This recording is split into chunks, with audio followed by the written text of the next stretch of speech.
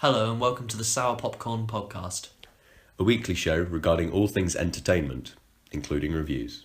So let's get straight into the news. And recently this week, casting news, Jude Law has been cast in the 2019 movie Captain Marvel. It's being rumoured that he'll be playing the character of Mar-Vell. This was the character that is very much the mentor role to Brie Larson's Captain Marvel, and he'll be the alien that gives her powers before he unfortunately passes. I'm somewhat excited to see how this goes. We've seen this sort of character so many times in comic book films, and films in general. Like, just off the top of my head, we have Liam Neeson in Batman Begins. Yeah. We have Tilda Swinton in Doctor Strange. And Michael Douglas in Ant-Man. Yeah. I mean, what they're likely to do in Captain Marvel, because it is an MCU film, I can very much see them having him as a mentor role, and then they become equals, and then he then becomes the villain towards the end. Yeah, I'm interested to see how this is going to go, because Samuel L. Jackson is confirmed for Captain Marvel, and I was thinking that he was going to be the mentor figure to Brie Larson's character, because this will now be after the end of the Avengers, or even before the Avengers exist. So we'll see him kind of bring her in. What I would hope to see Jude Law in, so we don't have to see again this repeated mentor role, is kind of what happened in the Green Lantern movie, where you get the origin story where the Green Lantern lands, he crashes, he dies, and then he gives the ring to Hal Jordan. That would be something I'd love to see for this movie, where even if Jude Law was in it for 5 or 10 minutes, he gives her the powers and then he dies. Even if it was like the opening of Man of Steel, where you get Russell Crowe and he has this big action set piece and then dies but appears at certain points later on, that would be a way I'd like to see Jude Law's character or performance potentially done in this movie. You and your Man of Steel. It's good and I love it. I'll never be convinced that it's not good. I will never be convinced. Ever. I think Jude Law's a very capable actor. He's given some really good performances in the past, and I look forward to seeing if he'll be able to bring his own take on a Marvel character, if it will just be he's hired, right, you do that, go on then, get in front of the camera, or if he will be able to add some personality to it. Because while I don't think the films are particularly great, he was still pretty good as Watson in the Sherlock Holmes films. Yeah, exactly. And speaking of his affiliation to Warner Brothers, how do we think this is going to pan out? Because he has just been cast as Albus Dumbledore in the Fantastic Beasts series, the younger version.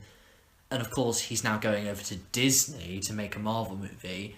They categorically do not get on as production companies. So do we think this is going to cause any kind of stir? Because I can imagine they'll be released around similar times. I mean, I think they're both aiming for 2019 releases. So I just wonder how this is going to affect the companies and potentially his role in both franchises. I mean, he won't be in Captain Marvel for long, we can be sure, but will it maybe affect his Fantastic Beasts presence? I think that all but confirms that Jude Law's probably not going to make it to the end of this film, because as Dumbledore in the Harry Potter universe, we know he doesn't die in the Fantastic Beasts series, so we know that he's going to continue through that unless they exit the character another way. But I definitely see him taking that as a priority and sticking with that, because in that he can become a main character and he can have more of a presence, rather than in the Marvel Cinematic Universe he'll just be another big star that's cast aside. Tilda Swinton. Oh, no. Though speaking of Disney, we are going to move on to their new teaser trailer for A Wrinkle in Time. What a lovely little segue there, Zach. I know, I'm very proud of it. Not my finest work, but I've worked with better. A Wrinkle in Time, that's another example of big stars sort of thrown to one side in a Disney film. I mean, it is nice to see Chris Pine in a more fatherly role. Yeah. Unlike him just being the pretty boy.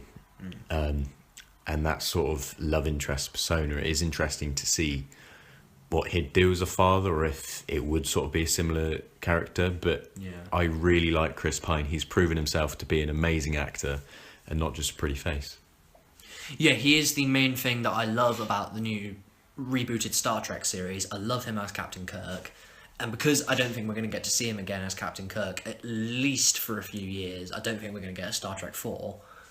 It's brilliant to maybe see him come into like a new project like this. Yeah, it is still sci-fi, but I think it's an inherently different character. Like, he's often like the protagonist or like the love interest, as we saw in like Wonder Woman and Cinderella.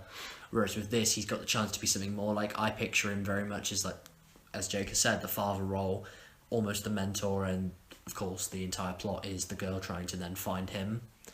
But I think this film, I don't really know where to land on it. It's somewhere between gonna be great and somewhere between don't want to go near it with a 10-foot stick. Like, there are so many elements of it that get me excited and so many elements of it that just don't. The cast is a little bit hit or miss. It very much fits into the big theme and the big trend at the moment of having a good young cast of actors, and it's using like the older cast, like with Zach Galifianakis and Oprah and Chris Pine. How Oprah is in this movie, I have no idea. It's very much going along with the trend of using their big names to sell it, but then them trying to create their own stars with the younger cast.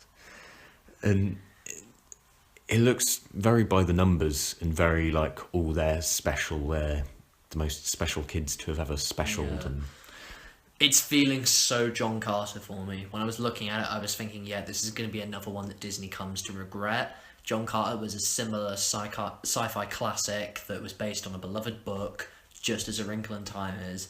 And I think we're going to see a bit of a similar problem. Like, John Carter had a great cast for it. Mark Strong, Willem Dafoe, Bryan Cranston was in parts of it, and it bombed. Like, and I think that's what we're going to see with this movie. Like, Chris Pine and Oprah Winfrey, they're going to bring people in, and then people are going to be disappointed when they're walking out. I don't think it's going to be brilliant, but I think it will be visually entertaining at the very least.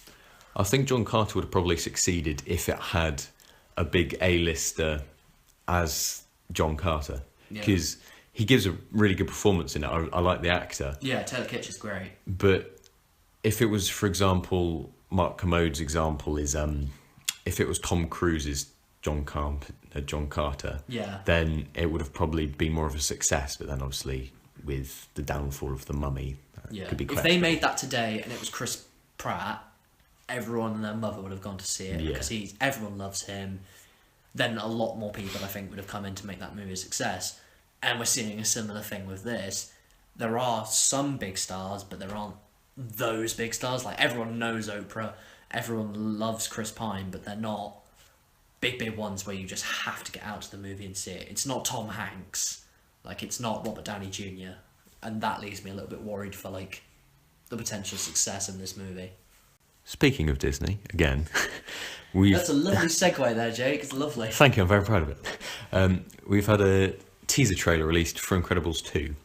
And something that I like about this, it doesn't give away any plot, it doesn't spoil anything, it doesn't give away anything, it just says, we're here. Hello, we're still here, we're still happening. Here's a cute little Jack, and it just looks like fun.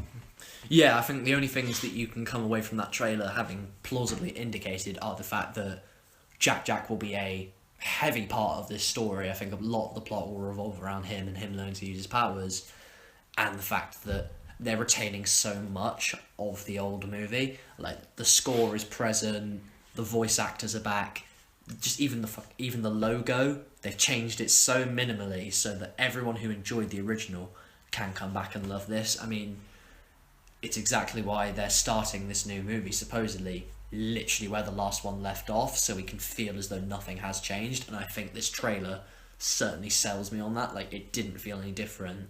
I literally felt like I was watching something promoting the original Incredibles.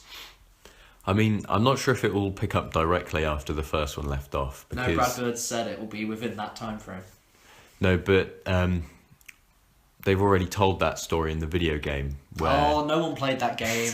where it has the mole dude No one that played comes it. up at the end. So I imagine it will be after that, or unless they're just going to completely wipe that and it's no longer a They're thing. going to wipe that. No one played it or went near it, mate. No one. But it does confirm that it is it's the whole Simpsons thing. Like, Bart's been a child for 20 odd years. Yeah. I think this is going to be a film where it does struggle a little bit on trying to bring people back in, because it is a sequel that's been done way too late, much like how we have Finding Dory. Finding Dory or Toy Story or Monsters University. It's very late, so it will struggle to bring some people back. But I think the people that do come back, because they love the original so much, and because The Incredibles is, well, arguably one of Pixar's best films, if not their best, I think that's what's going to be bringing people back to the theatre. But it's a bit of a mixed bag. Like, there'll be people who go and there'll be people who won't. So I just don't know how you can judge this movie in terms of financial success. It comes out the same week as my birthday, so I know exactly what I'm going to see. I think I know what we'll be seeing. I can't wait to see I that. cannot wait. Brad Bird is one of the best directors going. He knows how to do animated. He knows how to do Mission Impossible, because Ghost Protocol is absolutely brilliant. Yeah. Tomorrowland's still a good ideas, and it still was directed well. If it wasn't for the third act, I'd say it was a good 7 out of 10. Yeah. It was bearable, but the best thing about Brad Bird, he made a Fantastic Four movie without even featuring the Fantastic Four, and nobody cared. Everyone passed him on the back for it. Don't say there isn't a good Fantastic Four movie, because it's called The Incredibles, and I love it. He makes such great family stories, like when he did The Iron Giant. Love it. All about the absentee father. With this one, it's all about a family coming together, and I hope and know that he'll bring something like that back to The Incredibles 2, because I don't think he'd revisit it unless if it was right. I love The Incredibles. I love rewatching it every Christmas, because it always used to be on BBC Three at about 9 o'clock. Yeah. So, like, you'd have seen your Doctor Who Christmas special, you'd have been full, you'd be messing with some of your presents, and then BBC Three's there to come save the day and end it on a bang of The Incredibles. And that's why I love it so much as well, because it's the most, in my mind, the most adult Pixar film there is. There are some very intense scenes of action in that. There's some quite high stake moments, like when he's like pinned to the wall and the missiles are coming for the kids in the plane, and it's like crap, he's like literally begging for them to stop. The music and the score for that, like the moments where it's the city destruction scene, like that is a kids movie. It's got the comedy that the kids can enjoy. But Where is my super suit? But the parents weren't falling asleep either. They were actually entertained and engaged, which you don't get with a lot of modern day Pixar movies like Finding Dory. So it'll be great to see Pixar again making a movie where it entertains the whole family. I barely remember this because I was only about 4 at the time, but I went to see the first one in cinema, and my auntie had to take me out because I hated the bit as a kid. You know, when the black orbs are on him and then they just keep expanding. And as a kid, that was horrifying. It just made my skin crawl. Can't deny though, the score in that scene. Oh yes. Damn, that thing on the violin. Again, just more credit to how great that original movie is and how clear a sign it is that this movie will be great. Despite how it does financially, you know it'll do well critically. But something we know will do even better critically is Tarantino's 9th movie. What a lovely transition there, Zach. Can we stop playing this game, please? I cannot wait for Quentin Tarantino's new movie. We've received confirmation about what it's going to be about. It's going to be set around the times of Charles Manson. Like, it'll either be, I believe, when he's been captured or in the height of his killings. And it will feature a story about a struggling actor and a news reporter and their attempts to rise to fame during this murder season. I think it's going to be very similar to Inglourious Basterds in the sense that it's a movie about Hitler, but Hitler is in it, I think, really at account for 10 minutes. And that's where I think it's going to parallel that in this movie. Charles Manson is promised to be featured in the movie, but I don't think he's going to be very prominent at all. I think he's going to be an element that drives the plot forward, And that's what I'm going to love, because it was great in Inglourious Basterds to watch a Hitler movie where you could see great characters spawn out of the world that Hitler had created. So we'll hopefully see the same with Charles Manson. That reminds me of a plot of an indie film that I think only came out this year. I can't remember the name of it, but it was about these two girls that start killing people to get famous on Instagram. Yes, I remember that. I can't remember the name of it, but I can remember a distinct picture of the trailer or something like it. Yeah. So I remember watching the trailer and thinking that it looked alright. Oh god, that's annoying me how I don't know the name for that. We'll find it someday. We'll find it someday. The best thing about, I think, this movie, though, is we are coming to a close with Tarantino. Like, he's promised he's only going to make 10 movies. And for this one, I think he's making it kind of like a celebration of that. He's bringing in some of the best cast that I think we've seen in a Tarantino movie and that he's ever worked with. Who's confirmed for this movie is DiCaprio and Pitt. They're both being highly sought after by Tarantino to appear in which, and they are two of the best actors he's worked with. I mean, Pitt in Inglourious Basterds was sensational. He was one of the funniest characters that he'd ever made. And DiCaprio, that should have been the movie for which he won his Oscar. Coming in not even halfway through the movie, he stole the entire thing from Christoph Waltz, from Jamie Foxx, and from Samuel L. Jackson, which is not easily done by any actor. So to see him come back for something like this, and to see two characters and two big actors like that collide, will be amazing, especially given that Tarantino is known for just killing off characters out of the blue. So I would love to see one of these people just kill each other off. Who do you think Samuel L. Jackson's going to play in this one? I have no idea. I'd love to hope he'd be in it. We've got no guarantees. I imagine he would be. Even if it's just a cameo, yeah. I imagine that he would. I mean, he's in Inglourious Basterds, but he's only doing a voiceover. Whenever they introduce a character, he does like the voiceover to explain who they are, but he's still somewhat in it. So I hope he does appear somewhere. I mean, it's going to be a big movie to fill with a lot of characters. I mean, Tom Cruise is even rumoured to potentially be appearing in this somewhere, which is going to be really weird. But I would love to see some of the old favourites that he loves working with Tarantino, like, come in, like Eli Roth, like Samuel L. Jackson, and maybe just find their way in it. Before Tom Cruise gives up on acting when he's about 95 years old, I want him to reprise his role from Tropic Thunder. Because that is his best performance he has ever given. It's one of the funniest. And I'd love to see Tarantino do something with that. Oh god, that'd be one of the it's best such things an interesting character. And to see Tarantino write for that, I mean, it's never going to happen, but it'd be fun. But with Charles Manson, did you hear Bryan Cranston's story about him? No, he supposedly met him like as a little boy, like when he went to Alcatraz, like he was able to like meet with him and speak with him, or something, wasn't it? Not at all. Not at all. I don't know. I swear that's what it. I read that somewhere, wasn't it? When he was younger, about I think he said 15 or something. I don't know. I'm clearly wrong. He went horse riding with his cousin, and they went to this ranch and they hired some horses, and as they were going round, and just before they set off, he said all the locals in the town was like freaking out saying Charlie's coming, mad Charlie's coming, and they didn't know what was going on. And then as they were trotting around this lake, he then saw all these people on these horses coming in the opposite direction, and it was like this big long line of them all, and they were all going along slowly, and then him and his cousin slowed down, and then they were going along next to it, and they're the only ones going in their direction.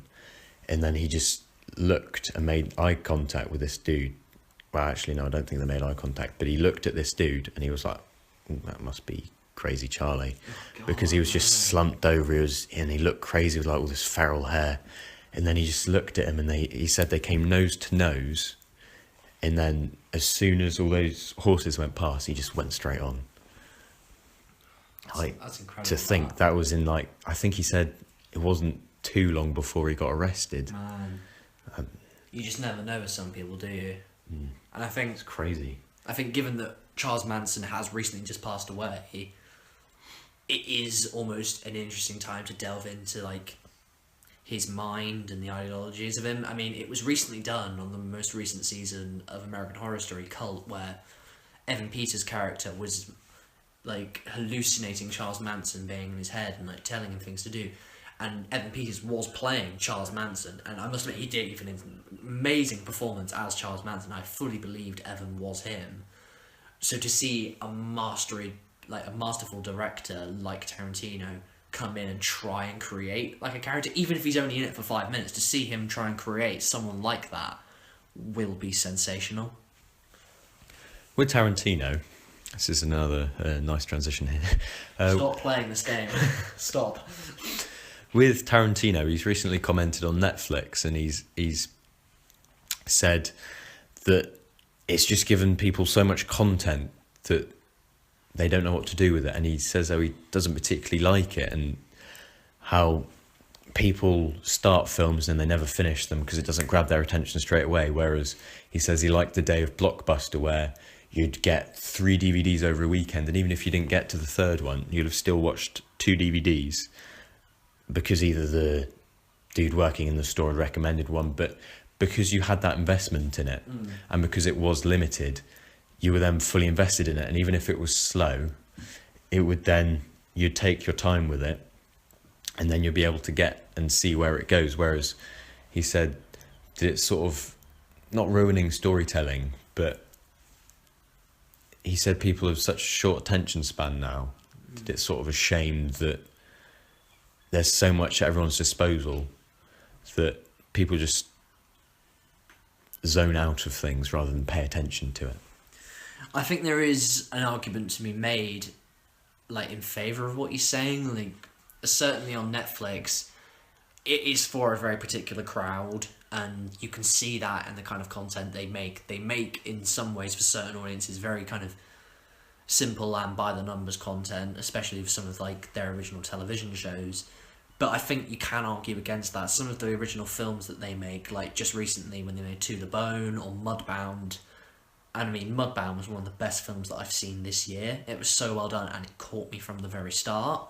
So I think there are arguments made against that. While I admit I don't always often finish everything I watch on Netflix, there are certain gems in there that you do get through, and I think the fact that we're starting to see like big people like this, like Christopher Nolan just recently, he came forward and he disparaged Netflix a bit on like how it's like blocking creativity. And I just think it's wrong because it is becoming an interesting outlet, and it is meaning that a lot of people are seeing these films. I mean, like, if we look this year alone at Gerald's Game, one of the best thrillers I've seen in really a long while, and a brilliant character study, I don't think anyone would have seen it as much as they did if it wasn't on Netflix. Like, Netflix has brought a lot of great entertainment to audiences that otherwise wouldn't see which. So that's why I think, yeah, there is an argument to be made in what he's saying. Yeah, creativity is dumbing down a bit with certain audiences, but for a majority of like people who do have accounts, they are experiencing great entertainment. Personally, I think that there are more by-the-numbers films coming out as blockbusters in the cinema. Like, obviously Christopher Nolan films, you always know that there's going to be a level of quality to it and a level of sophistication, and that it is going to be intelligent, and not just a spectacle. Whereas with Netflix, it's telling smaller character stories, whereas the cinemas tend to be going for more spectacle and more, oh my goodness, look at that, wasn't that an amazing sequence, rather than actually telling a story. Yeah. Like, it's especially apparent when, like, you look at films that have come out this year. Like, we got The Fate of the Furious, we got the Emoji Movie, we got Kong, Skull Island. Those are ideas that are just thrown together in some executive's warped mind, like, oh, this will maybe do well, it's got that guy in it, it's an idea that worked 4 years ago, let's just push it out now, we need some more money. Whereas Netflix, I think, is taking risks, it's being daring, it's using the Blumhouse technique, it's making some things on the cheap, and it's doing really well because of it. Like, some of the best films I've seen this year have been Netflix movies, and they haven't been like the ones I've seen out in the cinema. They've been the ones that have made me sit down. I've sat through a long, like, period piece of character study, and I've come away thinking about it and thinking like how excellent it was. Whereas when I've been to the cinema a lot of this year, I've just come away after 2 hours of just screaming and noise and explosions, and I'm just thinking, like, I've seen that movie 5 times before. I hadn't seen To the Bone, anything like it, ever before. I have seen 5 Transformers movies. I think that's one of the things that we found so refreshing about Logan, because it had all that spectacle, it had all the action, it had all the gore, but it was a character study, and it was this intimate story and this intimate tale about this one character that you've grown to love over 17 films, over 17 years, and not all of them have been good. No, not all of them at all. And a lot of them have fallen into, I've seen this before, this is very similar to that. But it's, you've taken this character and you've followed him along this journey, and it's given you a satisfying conclusion. And that's sort of the intelligent blockbusters, along with Nolan's films, that I like to see at the cinema, whereas we're not getting a lot of that at the moment. And that's where Netflix comes in, because there is a demand for that sort of content. Yeah. So that's where Netflix has seen a lack of stuff, a lack of products, and then they've then gone, these are also the stories that we want to tell, and we want to fund other creators to tell. I mean, just look at the Merowitz stories. That was absolutely brilliant. Yeah, one of the best films that we've seen this year. Netflix does have their dark hours, they do have their ridiculous sixes, but that is because they have got to make a wage at the end of the day. But at the same time, they are still taking risks. They're working with the big directors, like David Finch has gotten involved with a lot of them recently, especially when you look at Mindhunter. And it's because people are recognising it is an acceptable format on which brilliant movies can be made, and TV shows as well. And I think to criticise it for like essentially blocking creativity, or because some people can't get through a film, is wrong, because I think the medium has still got something to really offer to those who don't get to see these maybe smaller films. A trend I've noticed in our podcasts, we tend to definitely sing Netflix's praises an awful lot. That's because I think at the moment they've proved themselves worthy of it. They've given some great content this year, and there will come back a time when we shit on Netflix, no doubt. If you just get me talking about Fuller House, we'll be on here for hours about how I dislike Netflix. But at the moment, they're proving themselves good. Though, the best thing that Netflix makes, undeniably, is Black Mirror. Another great segue there, Jacob. Another great segue. And we've just received a new trailer for the first, I believe it's the first episode of season 4 of Black Mirror. I'm not sure the actual order, but it's the episode directed by Jodie Foster. Yeah. Arkangel. I'm really, really intrigued to see what this episode is, because we received like a very cryptic trailer about like a mother and a loving daughter. Like there's a clear relationship there, and yet there's fear in the mother. Like there's a lot of fear about where she lives, like the world she lives in, and the mortality of her daughter. Like there's clearly something in this trailer that indicates like some sort of near-death experience goes ahead, and it appears as though she's going through some sort of treatment to somehow make her daughter different. I think it's all going to be about immortality, because when she comes out of this treatment, she looks so different and unresponsive and unreceptive to the world around her. I just don't know how it's all going to come together. It looks brilliantly well done, though. I interpreted the trailer differently. At first, because I knew nothing about the story, as I was watching it, I thought, it's going to be like one of those stories like Heavy Rain with Jason, where they tragically lose a child, and then I thought it was going to be the Black Mirror take on that, with how technology then influences that. And I was thinking of all the different ways that Charlie Brooker's mind could have meddled with it. Like, that was something that I was interested to see. And then they found the door. I feel like this would only be like the first 10 minutes of the episode, and that's what I like. Yeah, that's because brilliant. I reckon it's going to set up the relationship between them beforehand, and then I think this Arkangel thing, this whole Arkangel project and scheme, it seems to me like it's a parenting app. Yeah. Where it's then getting the kids so you know where they are at all times, so you can sort of get them to sleep at like, it's past your bedtime, putting you to sleep or something like that. It seems like that sort of thing. Yeah. So I'm not sure if it is actually that thing, because what I like about it is it does seem like it's the first 10 minutes, so it doesn't give much away. But like Zach said, she seems very vacant after it's been inserted. Yeah. That's the thing I love about this show, the fact that they can release a trailer and we come away with the criticism that, they've shown too much, we basically know what the plot is now. And yet we can be totally wrong. For all we know, Charlie Brooker's made a completely different story, and all that we've seen is about 10 minutes, as Jake said, 10 minutes of the episode, and we receive something that is in fact completely different. So that's why I love this show so much, like the fact that they can retain that mystery. But something that I thought was really great in this scene was where you see the older character, I don't know the actor's name, and he's like, I'm 2,000 years old. And I don't know if that's in a symbolic sense or if that is literal. And that's what really interests me. I mean, with the way that this goes, it could be anything. Like after it's been inserted, she could then still go missing again, and then it could be what my initial idea was, and her going after the company saying, you said you look after my daughter and she's gone, something like that. But if it is your idea where children are being programmed to behave in certain ways, I'd love to see if it was a Children of the Corn idea where the children, one of them takes over the control of the other children, they lead an army against the adults. That would be amazing to see. I'd love it. So Evil Morty. Yeah, Evil Morty, quite literally. Evil Morty leads the children against the adults. That would be amazing to see. But even if it's not, I think we're still going to get a really great like investigation and like analysis into the bonds between parent and child, and the lengths to which some parents of course are willing to go just to maybe be able to get the kids to shut up. And if that isn't the case, then Charlie Brooker, if you haven't done that, then sorry, but I'm now going to write something about that if you've missed this opportunity. Exactly. Copyright Jake. Copyright Donna Noble. Speaking of Rick and Morty though, the segues are so good this episode. I don't know why you need to be like this. I really don't know why. If we met now, I don't think we'd be friends.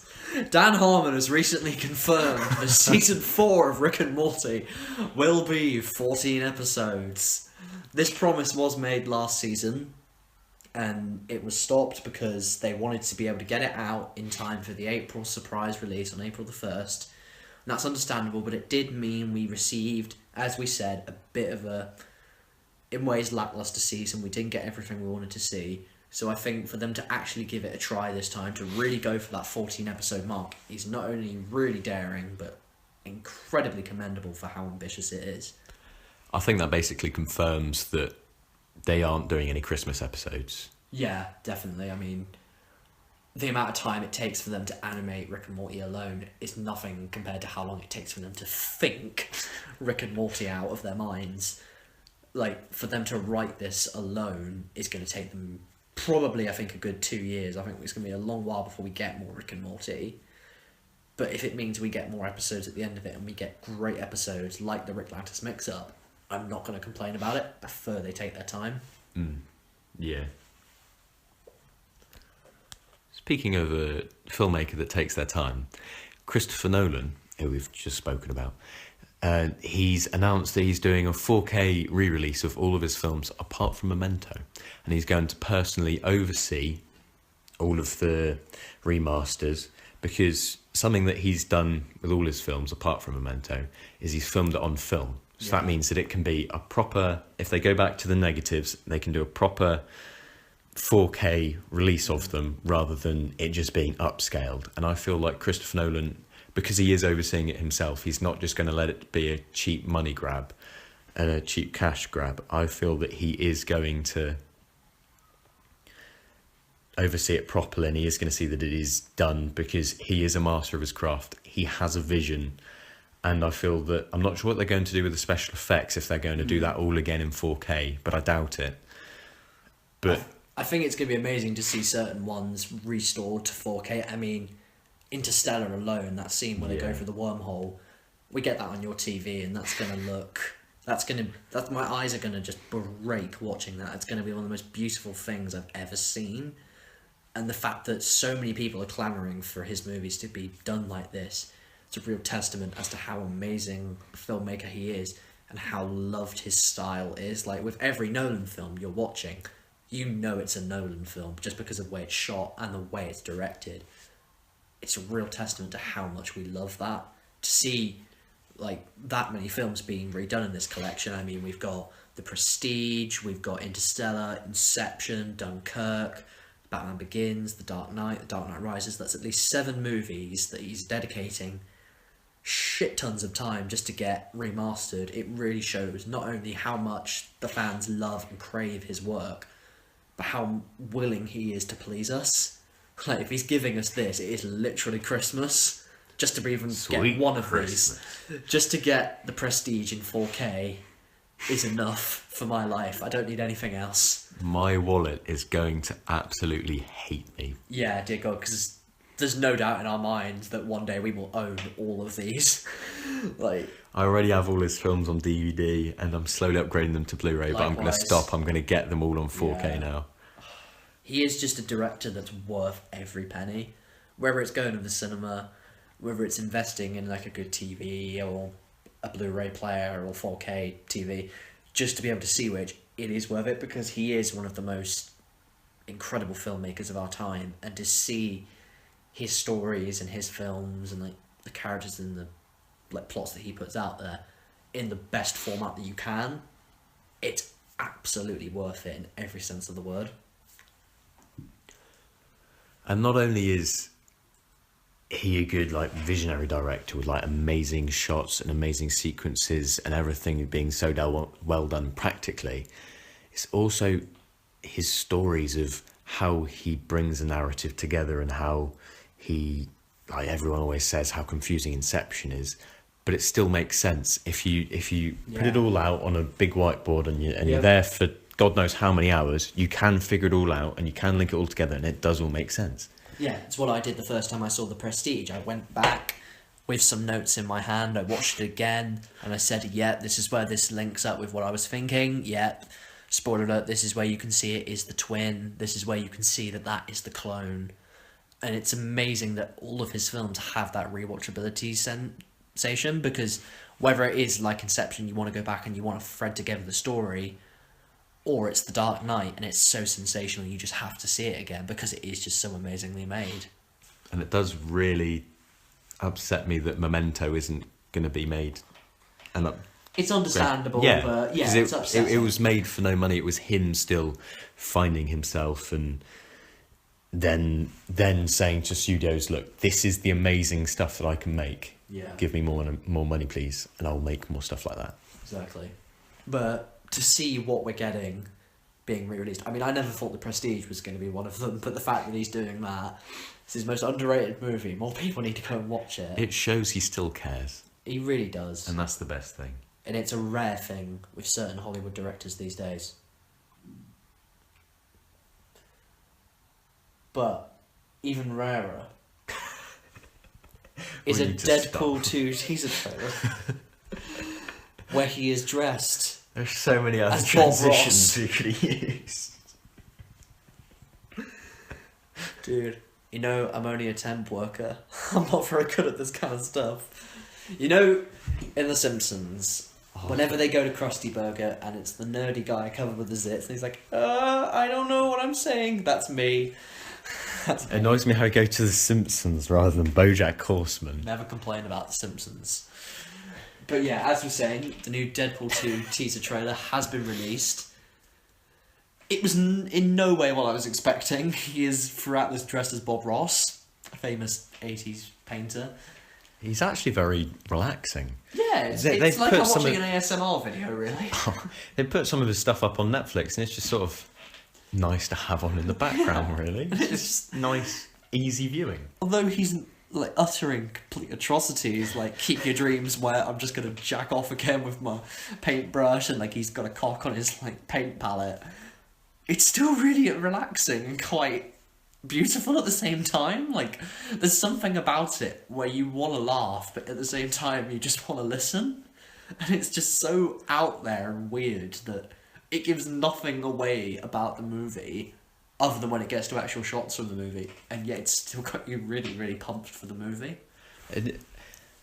I love the bit where it was saying about all the colours and it had like Soylent Green and stuff like that. Yeah, box office gold. Yeah, and it's just inventive. Clockwork Orange. Yeah. Just like, for God's sake. But when it did get into the clips of the film, there was a shot of Ricky Baker from Hunt for the Wilder People. Yeah. And that looks very promising. Like, he's either a mutant with fire powers or he's just in a burning building, but he looks like very goth. He looks like he's got eyeliner on and some black hair. But hopefully he can make it work, because he was hilarious in Hunt for the Wilder People, and it looks like he's going to be good in this.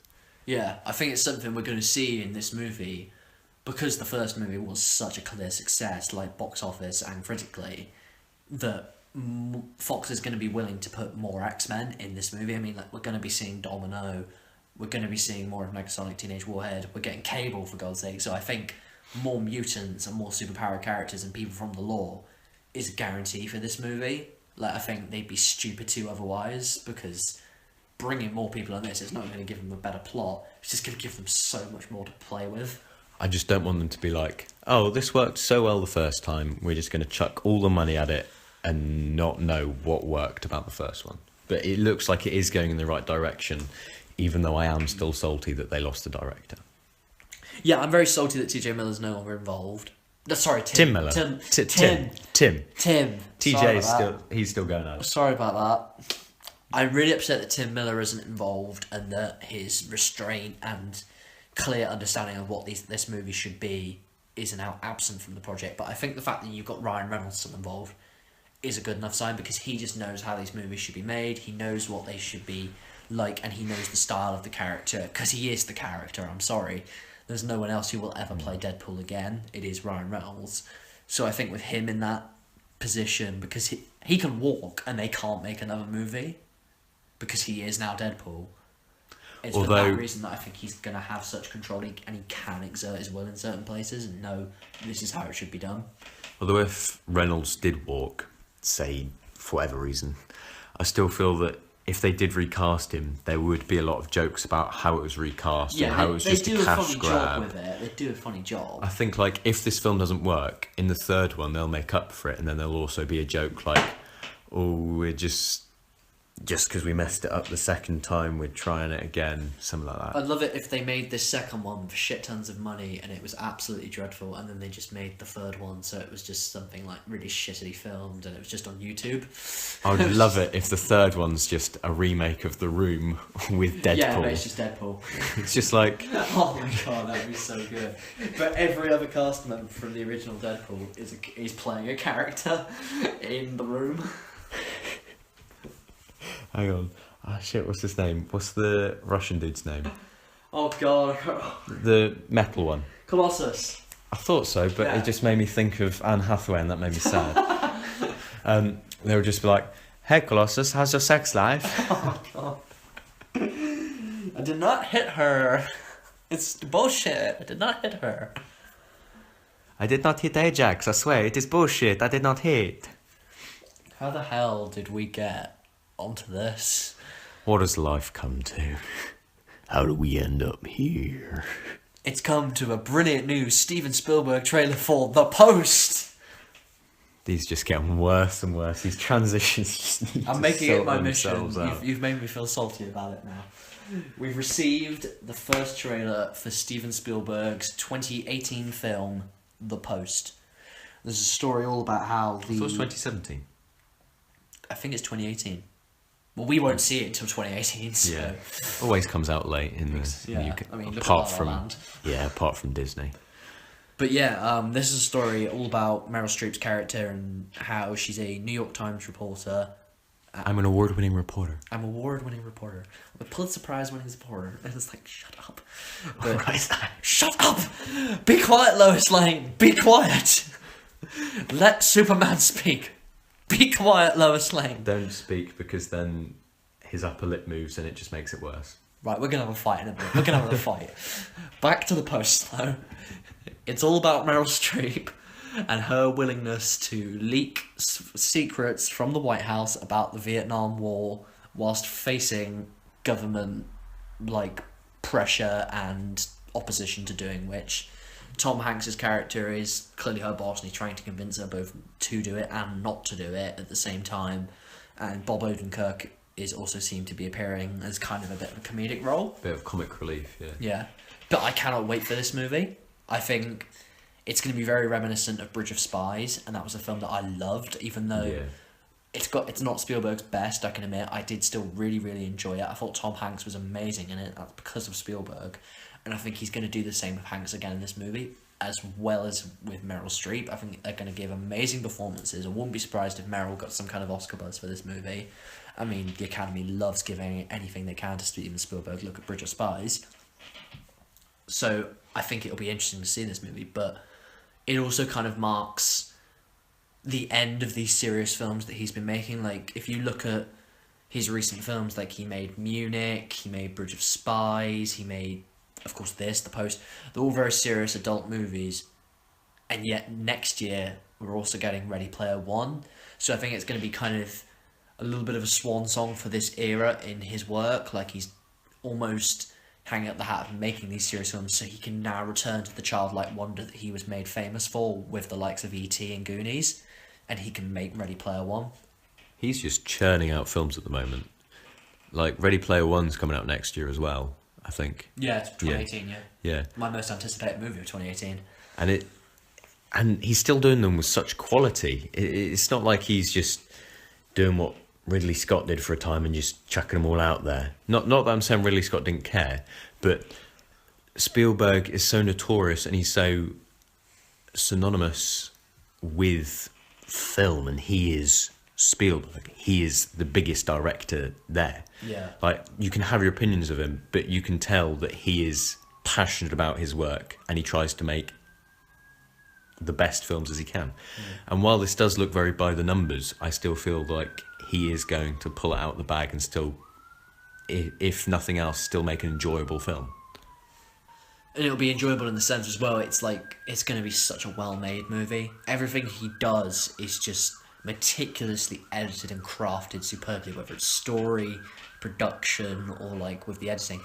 We're going to see a film that is just so masterfully done. Like, it's going to be brilliant to be able to go out and see a film that's well made again. There's been very few films like that this year, save the likes of Blade Runner 2049.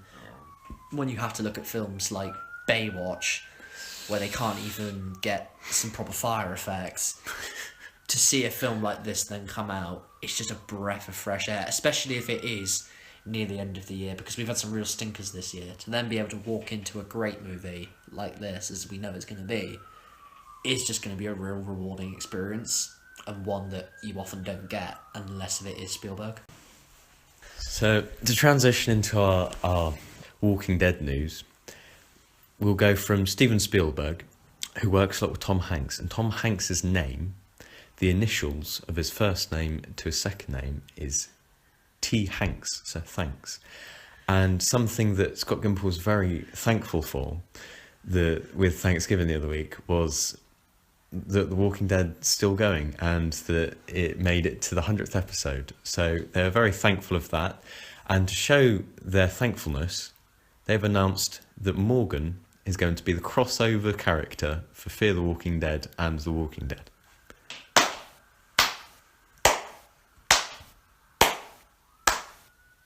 It's less convoluted than Justice League. I don't understand why you feel the need to hurt me like this. Why you've got to go there. With It hurt me just as much to say it. Lenny James is probably the best actor on The Walking Dead.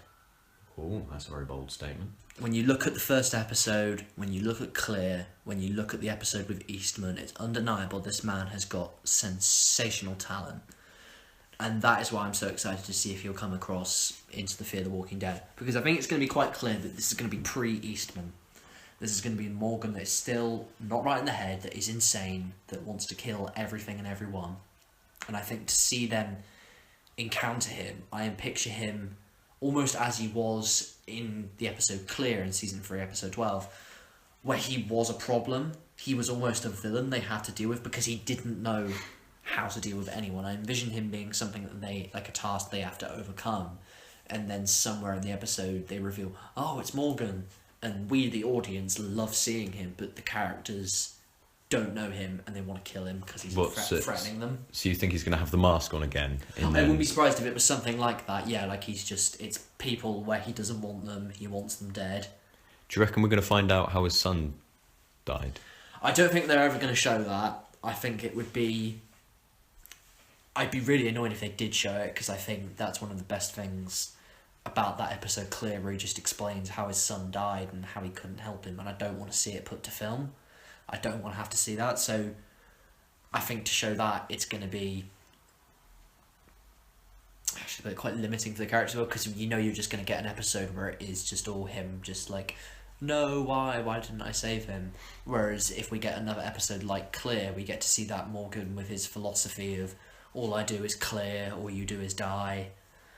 And I think that's the most interesting thing to get from the character. Although if they do go down the route of he's killing everyone, he's being a badass, then that seems like the way they're going in this series of The Walking Dead. And I feel like it would be a lot of treading the same ground. So I'm not sure if either it's going to stop quickly in this series, or it's then going to show him become more violent in Fear. I'm not sure. Did you reckon his stint on Fear is going to end with him finding Eastman?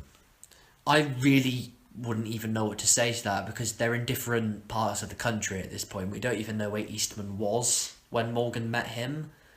And the last I looked, The Walking Dead was in Mexico. I mean, the Fear the Walking Dead was in Mexico, so I don't even know how he would get from one place to the other. My question, though, is, I was discussing this with a friend, and we know that Morgan won't be appearing in Fear the Walking Dead until Season 4. Fear the Walking Dead Season 4 will not air until probably the end of Season 8. So I think that Morgan might. Yeah, and one of our biggest predictions for Season 8 is Morgan's death. We think it's coming.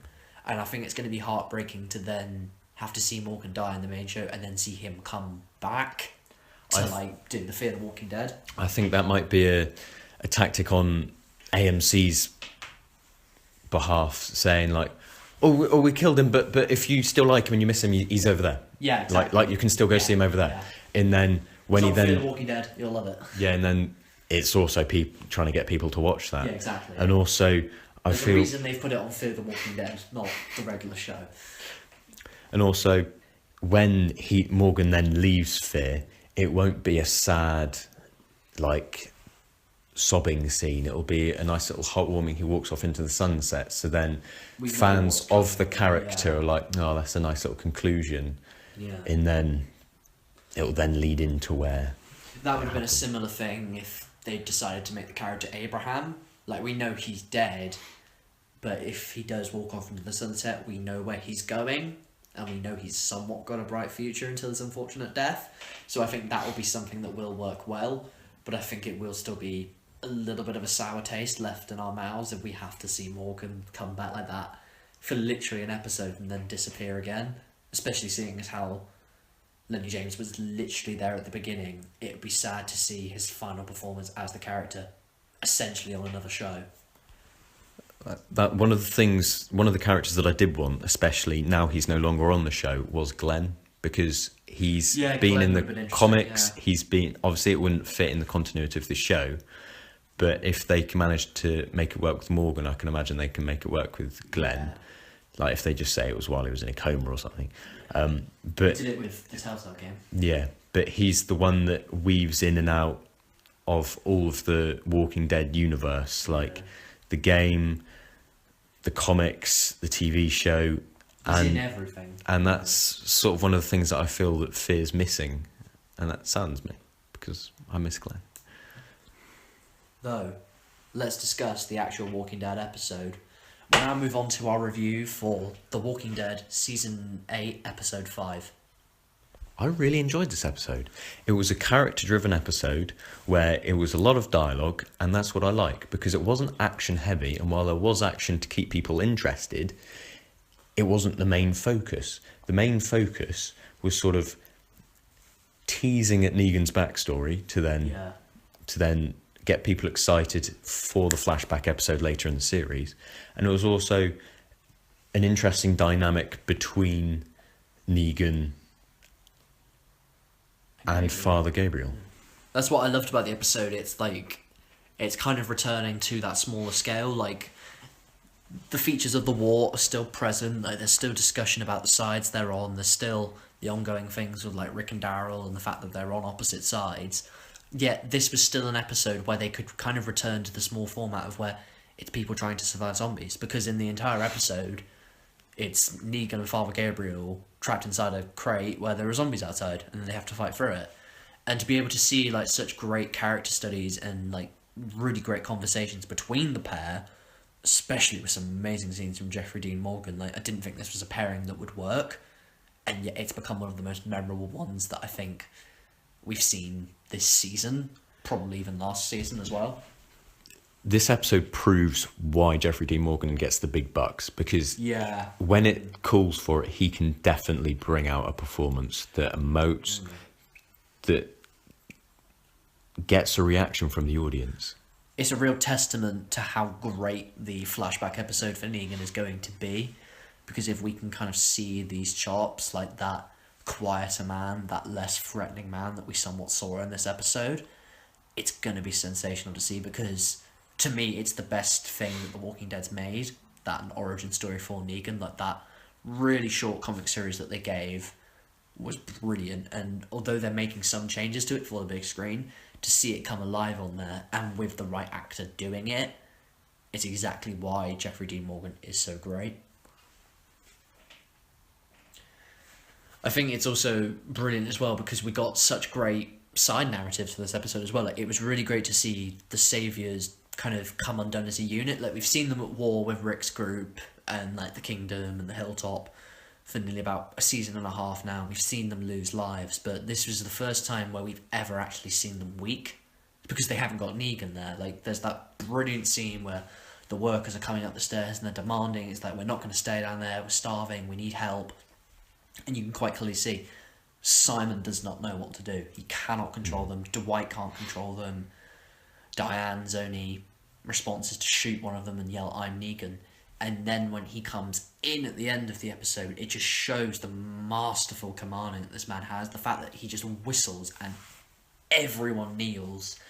It just shows like how amazing it would be to see just a separate show maybe where it is just Negan asserting that control, where you see what the life of the Saviors is like, because this was, for me, the most interesting episode about the Saviors. We had that brilliant episode with Carol and Maggie where they were with the Saviors and you explored the ideology of I am Negan, but to see what the characters of Simon and Dwight and even Eugene especially, what they're like when he's not there, it was one of the most interesting things that we've yet seen.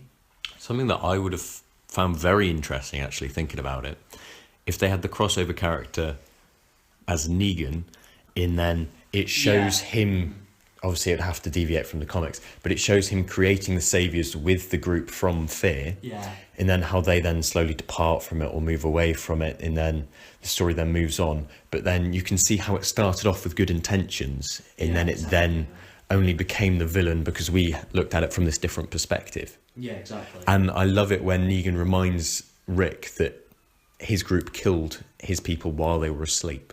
Yeah. And while we saw that as Rick protecting his people and we saw that as a positive thing, it's like they say, every good villain sees themselves as the hero.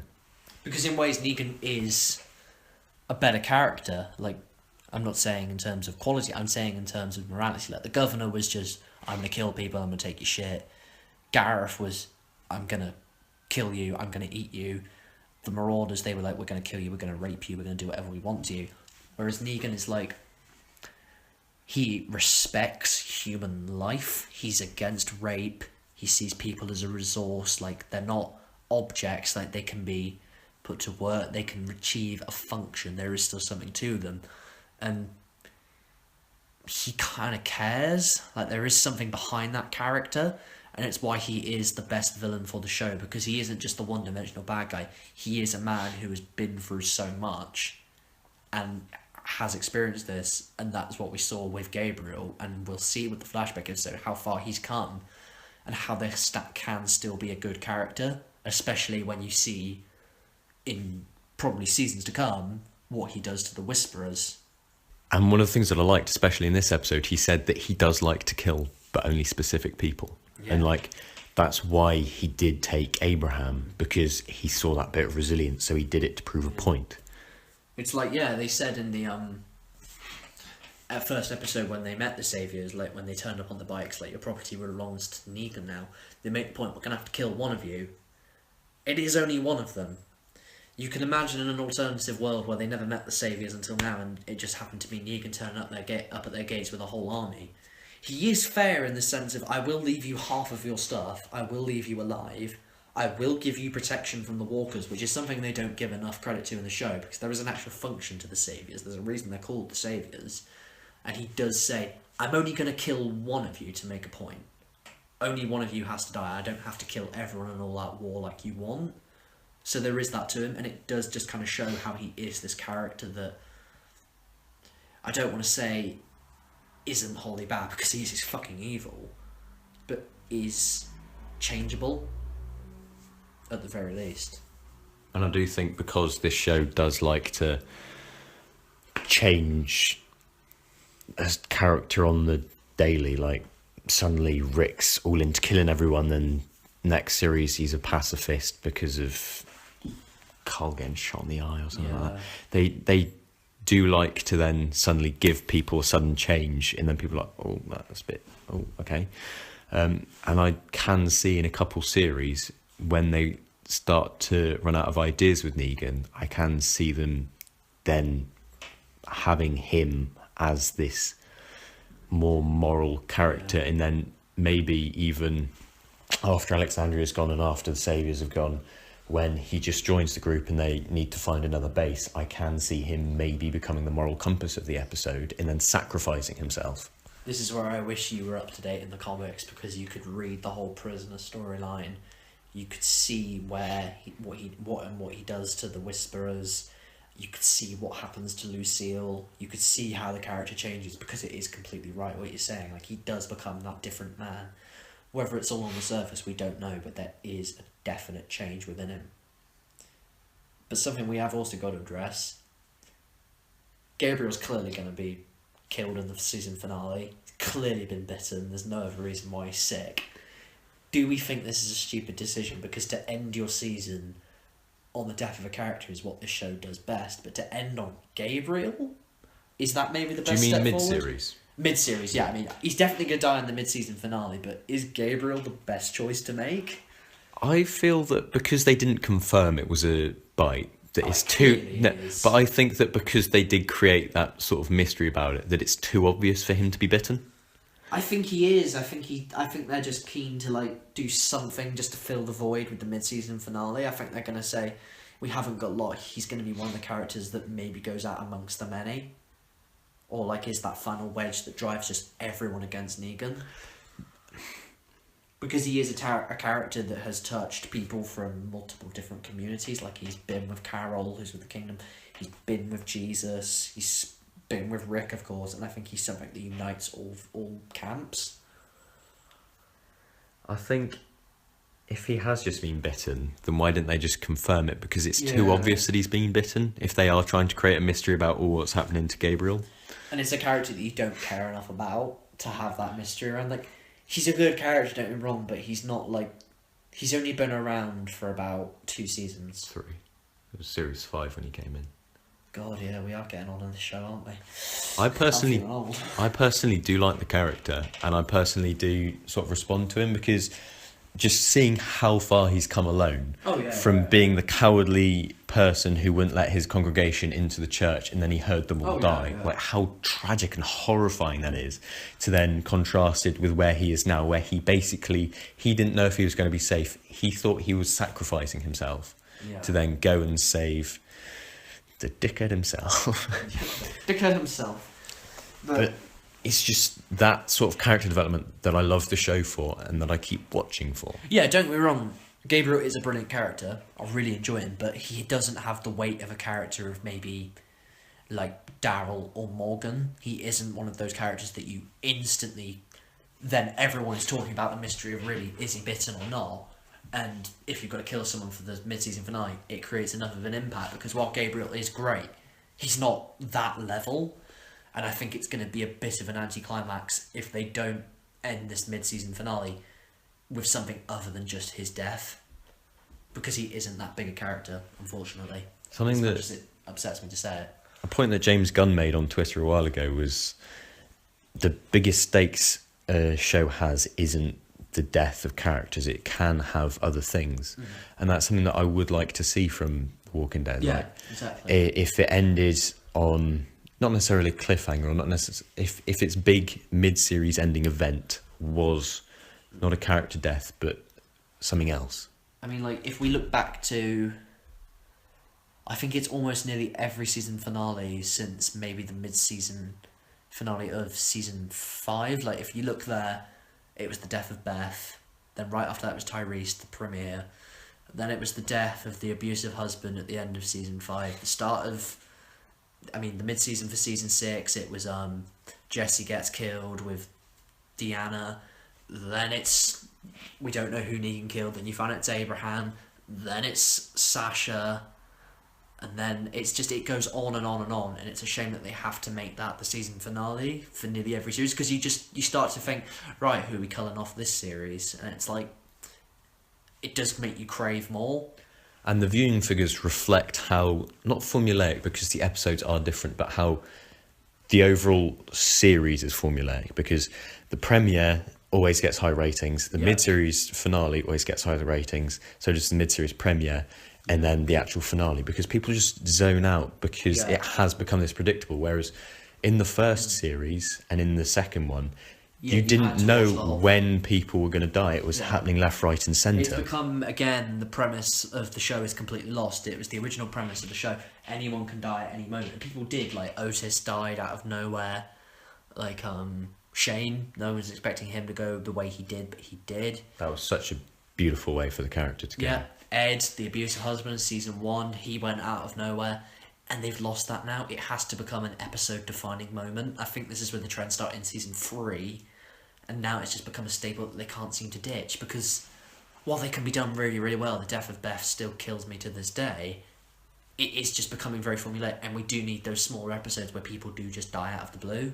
And I think that's one of the things that I liked about episode 4 with Sheila. Yeah, because it is great, because you don't expect it at all. It's something that you care about, and it's something that you relate to, because you're like, that's a tiger. Yeah. But then it's killed off, and it's shocking because you think, yeah, it's coming to save the day. Yeah. And then it just happens, and you're just like, what? And you're left speechless, and that's exactly the sort of reaction that the show wants, and that's and it what you don't expect halfway through an episode of episode 5. And it serves a story function as well, because the death of Shiva, it shows Ezekiel being broken as a man. He's no longer the king, he's just Ezekiel.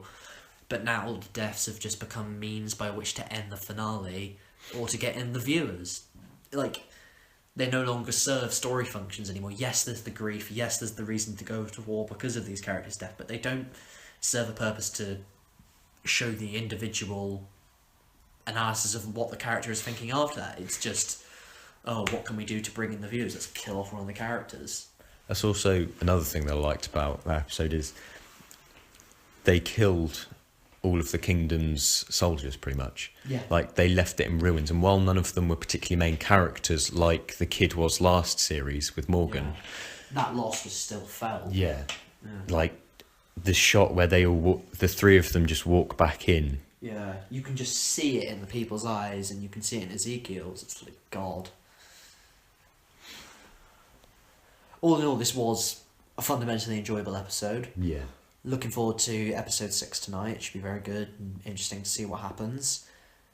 It does leave me absolutely craving the Negan flashback, but it does also highlight that, like the previous episode from last week, there is somewhat a return to high quality. Because this was a great episode and it had great moments. Speaking of a mid-series death, sorry, just going back to that just before we get into and move on. What I'd like is the mid-series finale to be the flashback episode, and then his big tragedy, his big loss is then that death. That would be because it's someone that you learn to love throughout the episode, and it isn't some big character that you've loved for series, and it's just another like ticking off the box to be shocking. It's then emotional, and then you see Negan's reaction, and then how it's then influenced him as a person. Because you make him fall in love with the character in just the space of not even 40 minutes, and yet you're devastated when you lose him. Exactly. And although they'd never do it, it's an amazing idea of where this show should go. Hello, This is Jake from the far-flung future of December, which is a fairly long time after we originally recorded the start of this. We spoke at the start of us having to take a hiatus after this episode. We sort of already taken it, because there was a lot of schoolwork and other stuff that got in the way. But apart from that, we had it done. We just intended to speak about Justice League, and because certain things got in the way and stuff like that, and because we thought that Justice League was going to be this big event, it was going to be like the Avengers was when it came out, like everyone's talking about it. It just turned out that no one was talking about it.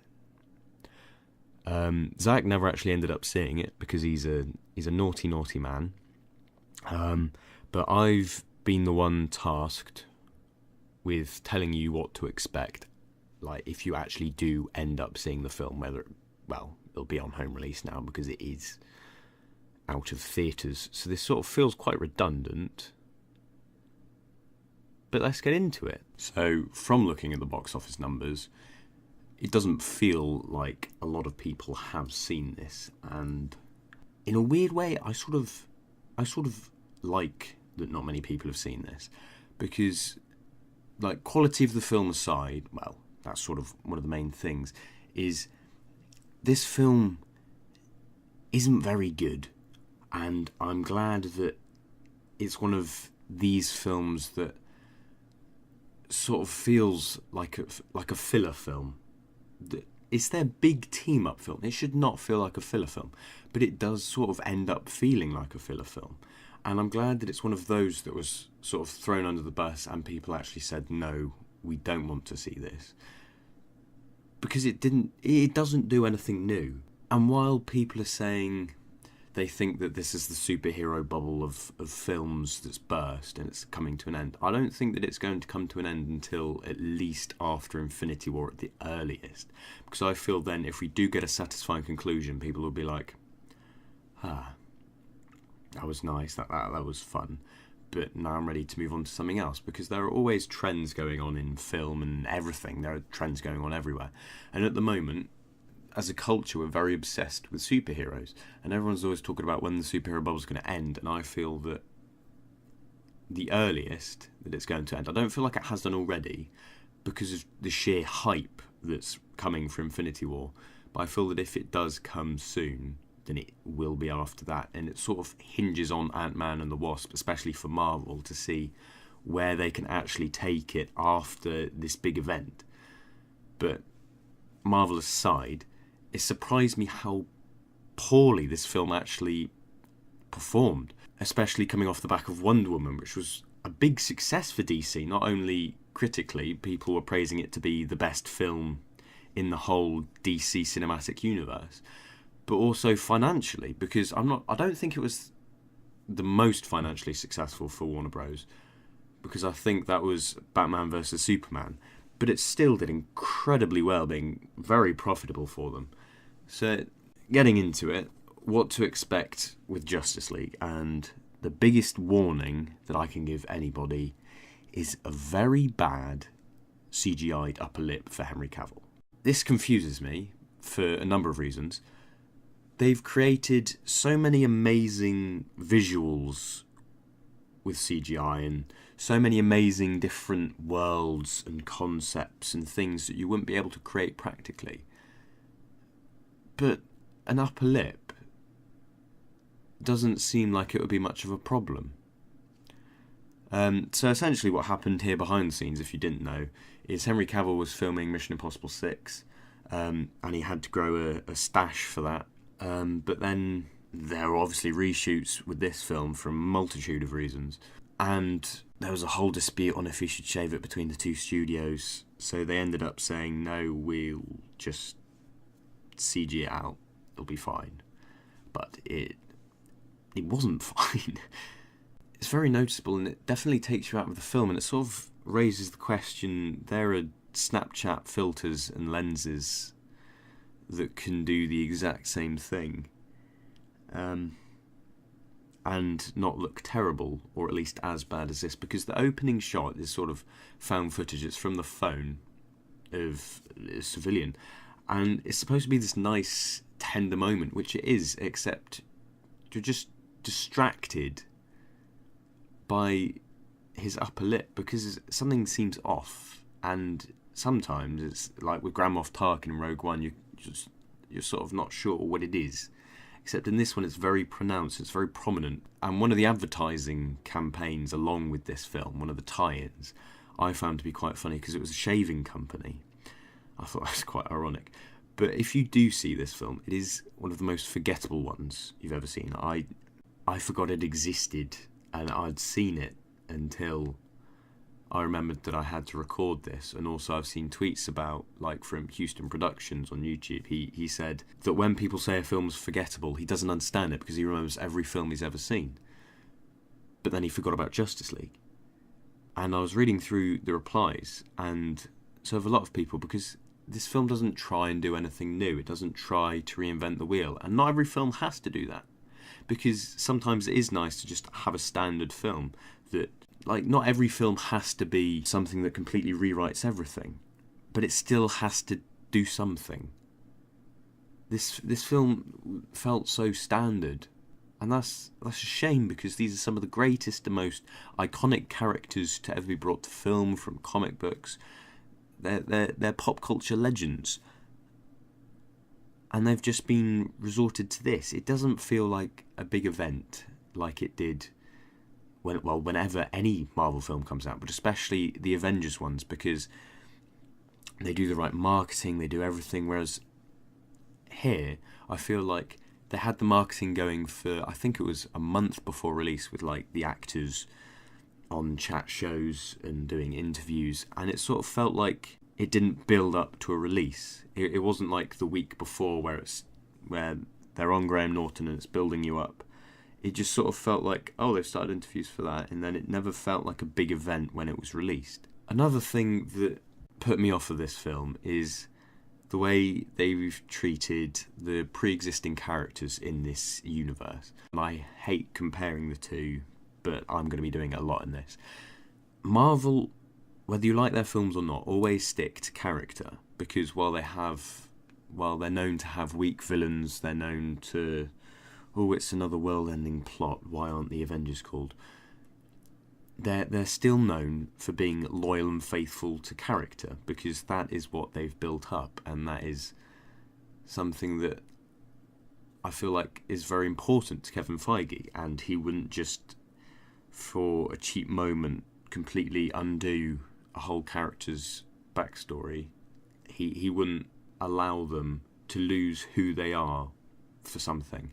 And that's something that upset me with the use of Batman in this film, because in Batman v Superman, he was hardened, he was rough, from a life of losing Robin, and this whole backstory of content and films that I'd have loved to have seen. But in this one, he's cracking jokes, and he's now heart and soul, and he's the funny guy. And while there would be no problem with that if he was introduced in this film, it doesn't feel like a sequel to Batman vs Superman. It feels like a completely different entity, and for a franchise, that's not a good way to go.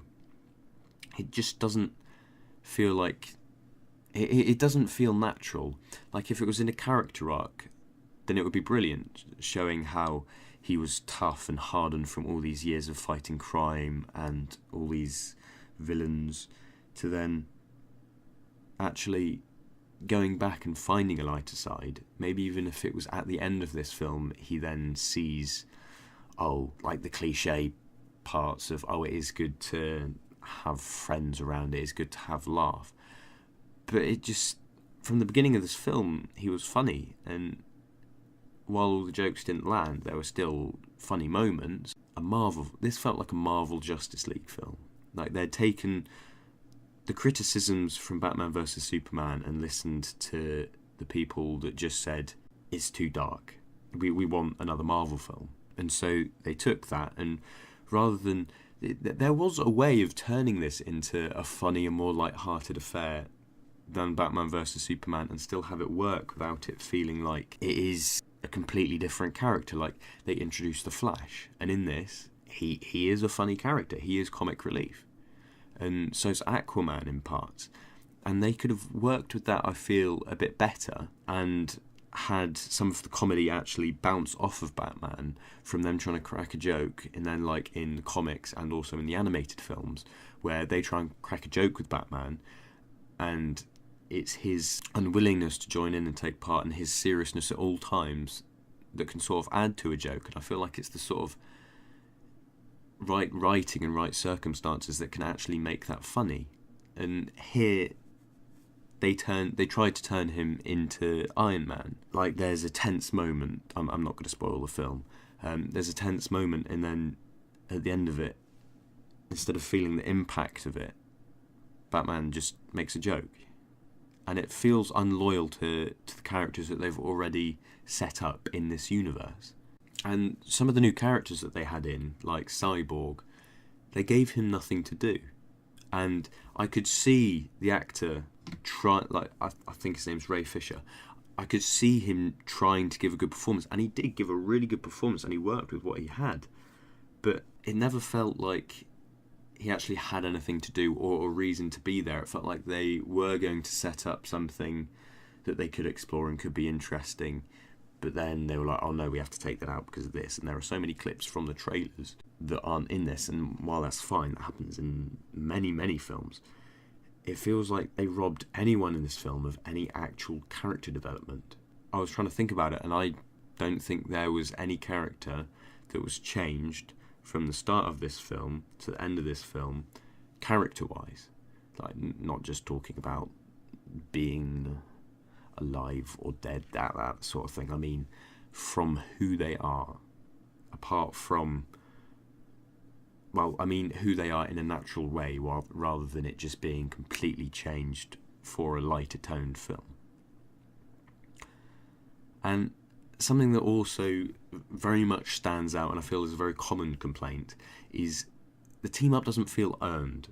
Whereas with, again, Marvel, they built up over many films, since the end credits of Iron Man, they built up that it was all coming head to head, and it was all going to come in a big team up of the Avengers, which it did. And it worked because you'd fall in love with these characters, you'd know their flaws, you'd know their weaknesses, you'd been with them, to then, for them all to come together, it worked. And it was brilliant, because The Avengers is one of my all-time favourite films, and Joss Whedon made it work. And while there's an argument for it doesn't feel earned for Justice League, because it feels like they're just trying to play catch-up, the X-Men went straight into their team-up film, straight away in their first outing, and then it then went into solo films it then went into Wolverine solo films. So it just shows that it can work going into a team-up film straight away, but you need one character to be the focal point. You need one character to be the rock, the everyman for the audience, so then they can come in and they can understand this world. Something else the Avengers and the X-Men have in common as films are strong villains. For example, Loki was first introduced in the Thor, and while people aren't very keen on that film, he was definitely one of the highlights, and then bringing him in as the villain in the Avengers made it more personal, especially for Thor, and gave him more to do. And for example, with Magneto in the X-Men, it made it more interesting, because agree with what they're doing, you still understand why they feel like they're right to do so. And Steppenwolf had so much potential and does have a great sequence. He does have great sequences, but it feels wasted. The only thing I can remember about him is that he has a very specific helmet of horns. He has a horn helmet, and he has a cool voice. Apart from that, I'm struggling to think of anything. And that does sort of lead me in with his great action sequence. There are brilliant moments in this film. For example, there's a flashback sequence and that was brilliantly well done. It was this big battle of all these different factions coming together, and it worked really well. But then there are other sequences that don't feel so well put together. There was a great one when they do resurrect a certain someone, which we all know who it is if you've seen any of the trailers. That was a brilliant sequence, and say that could have been extended slightly and it could have been about them coming together more, or actually I did like how they resolved it, but I feel like the DC films especially are all about moments rather than character. And there was great moments in this. Like, with example, The Flash, they try to have like the Quicksilver scenes from Days of Future Past and Apocalypse, but they tried to do it in a different way and not be as quirky with the music, but also try and be interesting. And so there are some parts where, like, I love slow motion, don't get me wrong, I find slow motion, it can really add to a scene and the impact of it, but there are some parts where you just don't know what's going on. And I feel like they have this brilliant cast together, and even if I would prefer a campy Aquaman, he wouldn't fit into this universe. So I do like what they've done in making these characters updated and modern. It's just a shame that the story and the narrative doesn't benefit them. With other Snyder DC films especially, there's always been great cinematography and great visuals, like brilliant visuals, because I've always said, if people don't like the direction of his films, then have him as the director of photography, because the shots that he has are brilliant. They're superb. And there are some shots in this that have Snyder all over them. Like, you can tell, yeah, that was definitely something that he wanted. That's definitely something that he wanted to include in the film. You can just picture him behind the camera. But then there are other shots where I think, especially with the reshoots, where it does look quite boring, and it's just shot reverse shot, and that does work, except the DC films are known for their cinematography, and that's something that sort of stands them apart from Marvel, because while Marvel films are by no means boring visually, the DC films are known for being not more arty, but more visually striking. With, I sort of think of it in my head as comparing the David Tennant 10th Doctor era to the 11th Doctor era in Doctor Who, where while you can argue that the stories were better with the 10th Doctor and Russell T Davies as head writer, it was mainly shot reverse shot, like for the most part, with then it very much standing out if there is a really cool and beautiful and well put together shot. Whereas with the 11th Doctor, that feels very much like DC, where it looks 10 times better, but then to some it does feel like it's lacking in some areas where the other one already had it down and nailed. Sorry, I went off on a tangent there. That's just something that I found very noticeable, where Snyder, say what you will about his filmmaking and the way he tells his stories, but the shots he uses to put together and his use of slow motion, people criticise it, but I think that it looks visually stunning, then contrasted with some of the shots in here, and while they're by no means ugly or there's anything wrong with it, it just feels like you can tell that he wasn't involved. And obviously there were the different directors, because Snyder did have to sadly leave the project. It is very noticeable, and the way that Joss Whedon said he hasn't come on to make his film, he's come on to finish Snyder's film. He's very much as just to stand in for what Snyder would have wanted. I sort of respect that in ways, in the sense of him not coming in and going, no, we're just doing Avengers 2.0, well, even though that is sort of what happened, and there are very much Joss Whedon isms in this. For example, a credit scene, which is funnier and lighter, like very light in tone, that you can just tell was a Joss Whedon moment. But overall, this film is very flawed for a multitude of reasons. And while I still left the screening having enjoyed it, it isn't terrible, it isn't god-awful, it is just a passable film. And that's one of the things that is most upsetting to me, because these are brilliant characters that have brilliant stories, and the one that they told here, it feels like it's exposition for 90% of the film, where it doesn't feel like they've set up enough things about the film. It doesn't feel like they've set up enough things for the audience to instantly know, right, that's this. Whereas they're after these mother boxes for the entirety of the runtime to try and stop the world-ending plot. And if this was a Marvel film, the audience, even the most casual of fans, would know what they are, because they'd be like, oh, they're the Infinity Stones. They've been built up since Captain America the First Avenger. Whereas here it felt very much, I mean, I tweeted as soon as coming out of this, is it Justice League or Exposition, the movie? Because it feels like they spend so much time setting up things that don't get paid off. It sort of makes you wonder why, and even if they set them up as different points in previous films, as like a post-credit sequence or something like that, it just feels, why? You have these amazing characters and so many wonderful and brilliant stories that you can tell with them, but why make another Marvel film?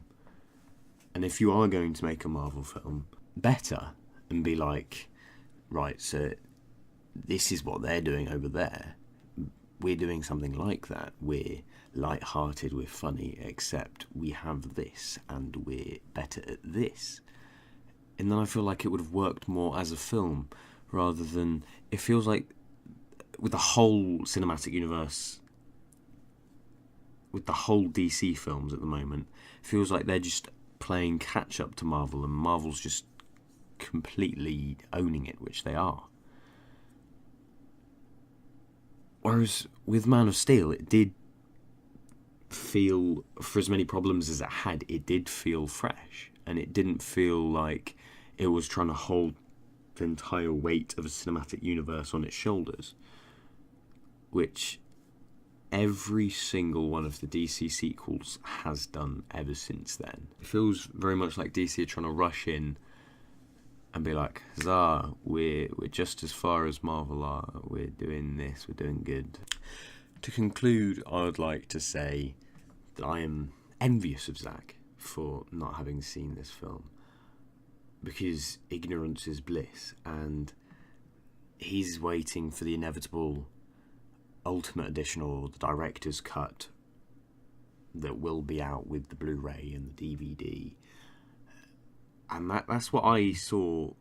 That I've only seen the Ultimate Edition of Batman vs Superman: Dawn of Justice, and I didn't understand the negativity that the film was getting, because when it first came out, I didn't get a chance to see it for the first 2 weeks it was in theatres, and I heard from critics and my mates that it wasn't very good, so I held off because they had announced this Ultimate Edition. So I waited until the home release, where I then watched the Ultimate Edition. I thought it was very good. And while they've said they're not going to do one for Justice League, I feel that it's all but inevitable, even if it's just including deleted scenes and doing different things, or just taking out the reshoots and showing what the film originally was. So when Zack has seen a cut of this film, whether they don't release an Ultimate Edition and he just sees the theatrical one, whether that happens or they do release one, then I'll watch that as well, then we'll both talk about it. We will then discuss spoilers after we've both seen it, because there are certain spoiler parts that I would like to talk about. Like, I don't want to be completely negative about this film, because there were parts that I liked. I just thought that if you haven't seen this already, then I will include this as... because we initially intended to be putting a review here of it, but we'll wait for the home release to do our review.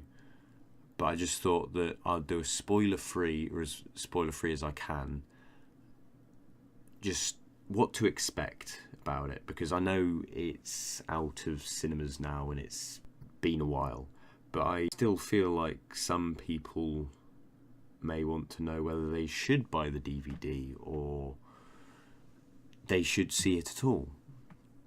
And I feel like I hope I've somewhat... and I feel like I've set people up to know what to expect.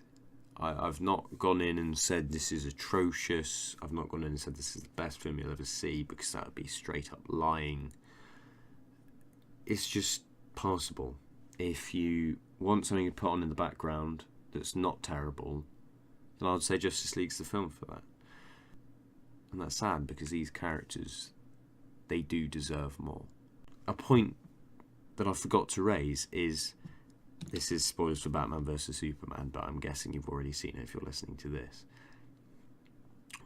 Superman's dead, and the way that the world in this film reacts to that makes it feel like they're grieving Christopher Reeve's Superman. Whereas one of the things that I liked about the DC films is their alternate take on the heroes, because we have seen the Christopher Reeves films, we have seen these classics where he is this all-good, this omnipotent, omniscient god, essentially, that helps people and has no flaws. Whereas in Man of Steel, he was dark, he was brooding, and he was put in compromising situations, and he was this big question mark for the world. And I sort of like that, because it made us question, well, who watches The Watchmen? And in this film it feels like they're mourning Christopher Reeves rather than Henry Cavill's. Batman's done a complete 180. It will make you feel like they were once lovers with the way he mourns him and how much he yearns for him to return. But that's my talk on Justice League. It's a mixed bag. It's a very mixed bag. One of the reviews for this week is Loving Vincent. It is a 2017 release that is the first feature film to be fully painted, and it is beautiful. It follows the events after Vincent van Gogh's Gough or Go. I'm going to say Gough for this video. Okay, after Vincent van Gogh's untimely demise. And it follows Douglas Booth on his quest to deliver a letter. The story revolves around Douglas Booth. He's attempting to deliver Van Gogh's last letter to his brother Theo, and it is all about the people that Douglas Booth encounters who had relations to Van Gogh and who knew him in the final moments of his life and knew of him, and to see their varying interpretations of him. Some people who think he deserves sympathy, and some people who think he was a madman. This isn't only a sensational movie in the sense of it's a great story and it's stupidly well acted, but this is just a real pure achievement. The work that went into this movie is just beyond any kind of expectation. So much went into making this movie. It was done over 6 years. They brought in about 120 painters to make it, and there was about, for this, 65,000 frames were made. All of them had to be painted over, redone like 12 times at the very least, just to be able to make a man move in a certain direction. And at the very end of it, only 1,000 frames were even left. It's just a real testament to how far animation is willing to go to achieve something of pure art, because I think to tell it in any other way other than this would be disrespectful, but it's such a pure way and loving chance to say everything great about Van Gogh through his art, through such dedication and time, because this is a film that took so long to make. and had so much to it. Every single shot in this film you can pause and quite literally make a wallpaper. This film is stunning, and I thought going into it that it might feel like a gimmick and it might feel like, oh look, isn't this artsy? But not only is it technically like an absolute technical achievement, it also has an amazing story with amazing dialogue to fit it. And it doesn't ever get, you don't ever get worn down by it, because all the way through you're just thinking, this is absolutely stunning. Like there's one bit where they look into a reflection of water, and then he puts his hand in the water and it's ripples and everything. It looks stunning. It is absolutely breathtaking. And I can't think of a film where so much care has been put into literally every single frame. Yeah. For me, the most stunning shot in the movie is when they're having the flashback about when Van Gogh first came to Paris, and there's just the shot where he's smoking his pipe and just where he breathes out the smoke.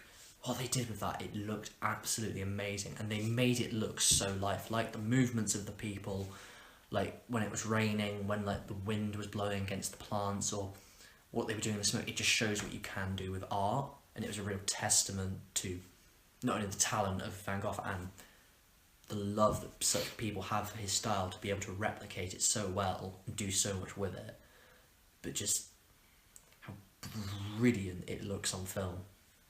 The transitions in this, because they have the current story with Douglas Booth that you follow, and that's in colour and that's in the style of Van Gogh himself. And then in the flashbacks, it's in black and white. And the black and white sequences are my favourite of the film, because yeah, they really say a lot. It's the most visually striking because it looks the most like actual film. Yeah. And I love the use of black and white, but the transition shots between the two, of going from colour to black and white or black and white to colour, I was in awe. Just watching this film, I was in awe. I personally believed going into this movie something was going to be lost when it came to the actors' performances, that paintings weren't going to be able to convey enough emotion in this format, and I'd never wanted to punch myself in the face harder after I'd seen this movie.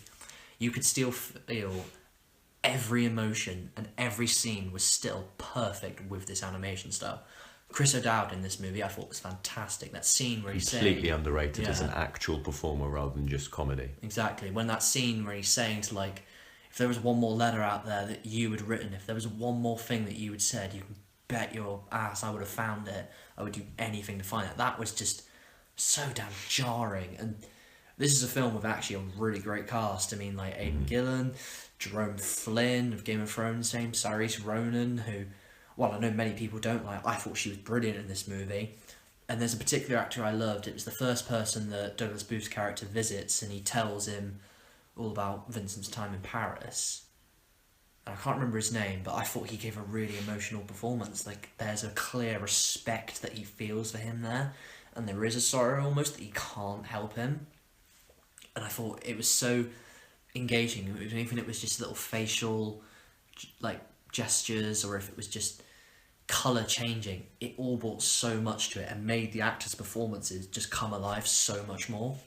It's all the little nuances that make this film. Like, it's not like an animated film in the sense that they're starting from scratch. It's almost like a motion capture performance where they've gone in with such fine-tuned detail, and then that's what makes it flow and that's what makes it work, rather than starting completely from scratch, because then I think it would have had the problems that people would just assume that this film had. But it's the attention to detail, and it once again proves that Jerome Flynn is one of the best working actors today, and just how much he can emote with it. And I also really liked the actor of Vincent, because there's one specific scene that I'm not going to mention until spoilers, where you just look at his face and the pain that he can convey, and you'd have thought that there'd be something lost, there'd be something changed and off through the painting, but it almost transcends that. And while I thought, I questioned myself thinking, will I forget that it's a painting? Will I just be engrossed by it and just see it as like have my suspension of disbelief suspended. But I didn't, and I love that, because every single time I looked at the screen, it just made me love it. And the canvases that they have left are going to be worth amazing amount. Yeah, this is not only because they are so few in number, like I think there is literally only 1,000 that are about left of these, but because they're so well done. All of these were done by pure oil painters. 5,000 applicants were very strictly chosen to be involved in this, and because this film is so good and it's gonna go down in history as a classic for it, I think the price of these paintings are gonna go absolutely, like they're just gonna skyrocket the amount of money people will pay for them. That's how good this movie is. And hopefully it'll help make up for the profits, because what this has done in box office is absolutely abysmal. Yeah. And it absolutely kills me, because these are the sort of films and these are the sort of stories that we need to that we want to see. Yeah. And that as an audience and as a collective of people, because it's a nice character piece and it's a nice character drama. And it's the sort of thing that Netflix is doing really well with at the moment, except people aren't supporting this, and it's sad, because this is exactly the sort of film that people want to see, and if they did, they'd be a better they'd person love it. for it. Yeah. Like, this is another film where, as we were discussing earlier with Inglourious Bastards and the new Charles Manson movie made by Tarantino, this is a movie about Vincent van Gogh. It gives great respect and emotional love to Van Gogh, and he's barely in it. There's like, maybe 5 scenes throughout the whole thing where he's in it, and I think throughout all of that he barely says much at all, and it's like, and yet it still says so much about even having to show him. I went into this movie and I was thinking it was going to be a full Van Gogh story, that you could see everything about his life, and it was going to be like the final moments, like where he does kill himself. But it just isn't. It's a beautiful little story that can be told about the characters around it, and I think that's an interesting route for Hollywood to go down, especially when it is historical stories and biopics. Tell stories about the people around it, what they reacted to because of these events, because 9 times out of 10, as this movie certainly proves, they have not necessarily a more interesting story, but something that is also worth looking at. And it also shows the impact that he had on the close proximity of the people around him on those lives. And it, in my head, I was comparing it to the episode Vincent and the Doctor, Series 5 of Doctor Who, with that beautiful moment where they're looking up at the sky, and then and he's explaining how he sees the world, and then it all turns into his painting.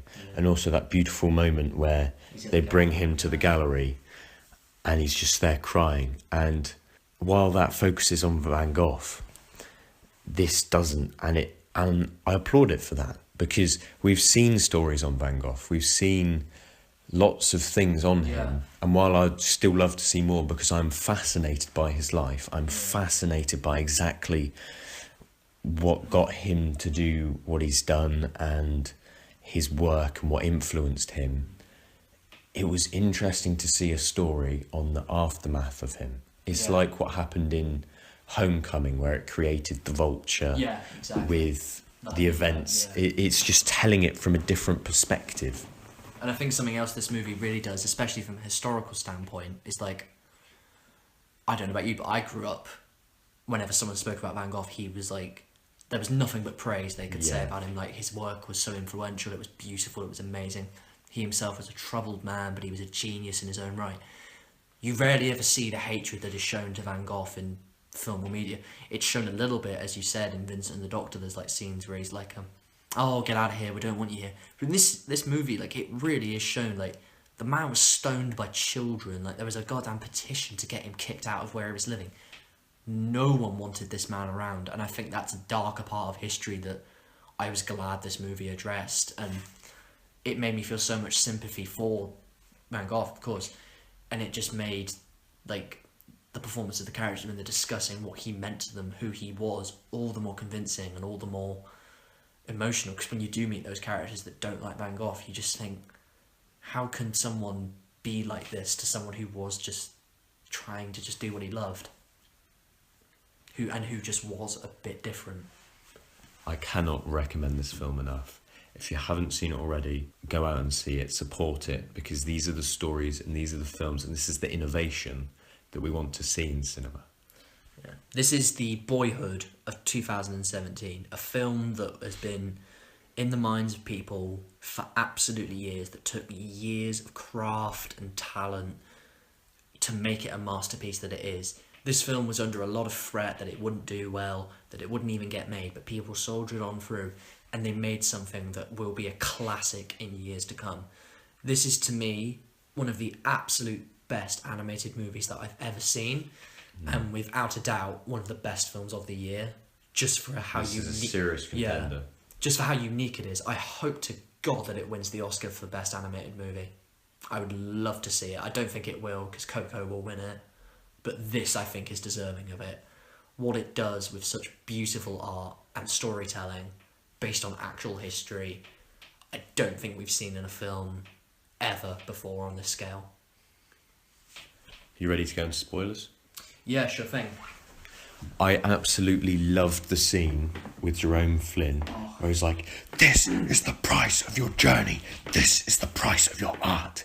And then the look on Vincent's face, I think it's in the trailer as well, just the look that he gives as he just walks off, and it is heartbreaking. It is absolutely heart-wrenching. And it was a very bold choice to never have Vincent himself. I think there's one bit in a transition, but never have Vincent himself in colour in the style of his own paintings. Yeah. Like, the poster for this movie is, of course, like just the classic painting of Van Gogh. It's his face. And you expect to see that sort of thing throughout the whole movie, but it's never there. He's pretty much black and white throughout the whole thing. And that specific scene you're talking about is just the most memorable part of the movie, without a doubt. It's just so... like, it's a real testament to what Jerome Flynn can do as an actor. Like, this isn't a man who's given nearly enough attention. Like, he's on Game of Thrones, he's on Ripper Street, Black Mirror, in probably the best episode they've done, but he isn't given enough attention. And in ways that is a good thing, because he does get a chance to appear in projects like this because of it. And I think this movie would have lost something if he wasn't in it, because he did bring something so brilliant to it. After the credits had rolled, my dad turned to me and he said, I recognise that doctor. Who is he? And I was like, oh, it's Jerome Flynn. He's in Game of Thrones. He's been in that Black Mirror episode. And he's like, no, I recognise him from somewhere else. He was in... a boy band. A boy band. Yeah. And then I was like, what? Yeah. And then I Googled it, and no, he was in a boy band. Jerome and something. Yeah, it's two blokes, and you can hardly recognise them, and it's strange to say the least. But just before the credits rolled, it said it almost ended like a documentary where it was like, this is where the characters are now, or obviously not now, but this is what happened to them after this story had finished. And it said that the doctor gave his like Van Gogh's paintings to galleries, and also gave his, and people still do not know if some of the paintings are Van Gogh's or some of them are the doctor's paintings. There's something I loved about this movie, because there are very specific moments when you know it's a Van Gogh painting, like in the opening, like where it's the credits and they're saying like the cast's names and like the producer credits. And then as it goes from that famous painting of the starry sky and the big tree, it zooms in throughout of that and goes into the bar scene at the opening.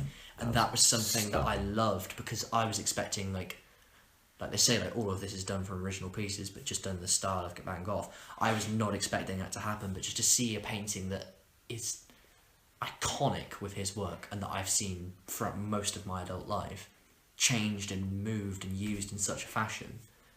I was expecting to be angry about something like that, but I wasn't. It was used in such a beautiful way, in such a clever and no doubt innovative way, that it just made it so worth it that you just can't complain about any of it. Like, honestly, you'd be strapped to find a legitimate criticism about this movie at all.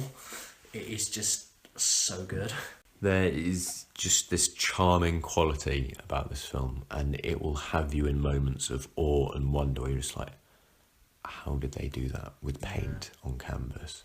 How did they get me to feel these how did they get me to feel this way with paintings? Yeah.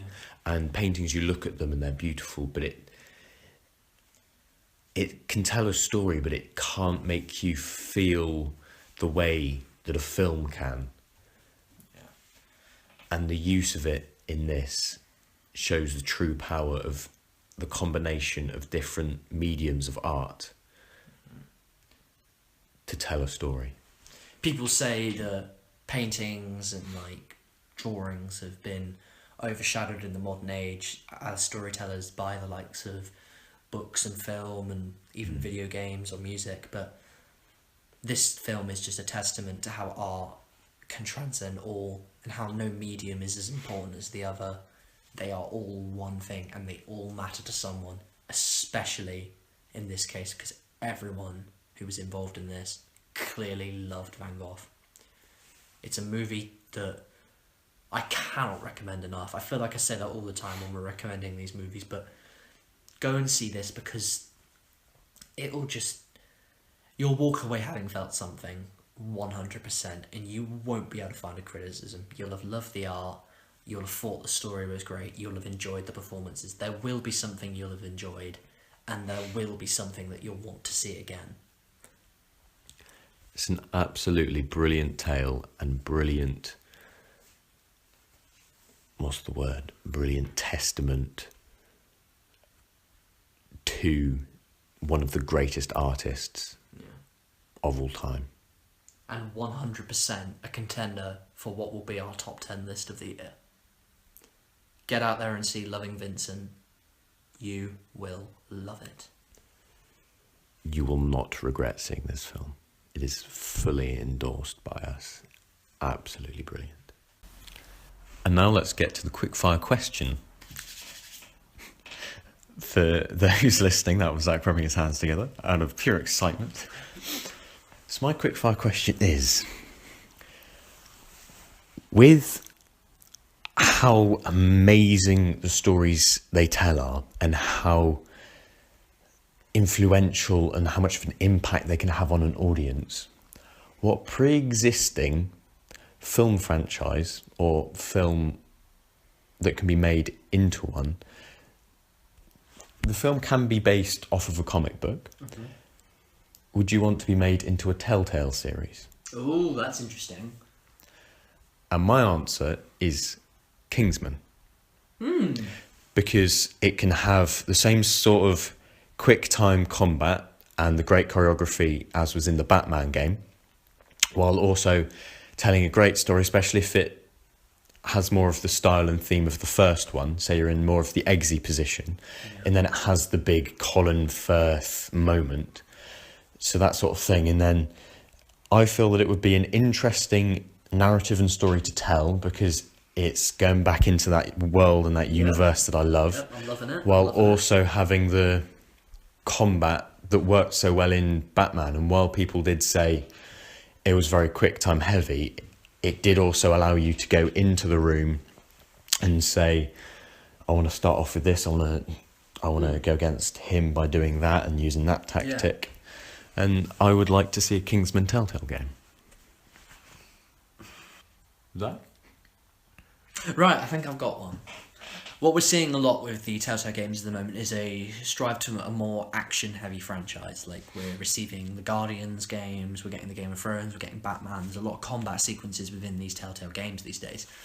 I remember back in the days, though, when we used to have a lot more story-driven Telltale games. I'm looking at The Walking Dead, I'm looking at 400 Days. There were combat sequences, but they were stretched far and few between a lot of story-based moments. The best moments of the Telltale games are always in those moments where it's like, what do I do? Who do I go for? Do I go and save this person? Do I go and save that person? Do I do this? Do I do that? And it's for that reason I would like to pick Birdman. If you imagine the movie is done as the game, you've still got the same story, you've still got the same characters, but you have to work out how you're going to do this. Like, the idea is, over the 5-episode narrative, you do get to opening night. Imagine how sensational it would be to make some of those choices and see some of those things play out. There are moments in that movie where he's torn between where he wants to go. Does he go to listen to Emma Stone's character and help her get better? does he go and listen to Zach Galifianakis, who's going to I can't even say his name, sorry, who's going to like save his career and work out his money problems? Does he go to Edward Norton to try and get him to act properly? Does he, when he's locked out, try and climb back up the roof? Does he walk through the streets of Manhattan nude and win him loads of things in the play?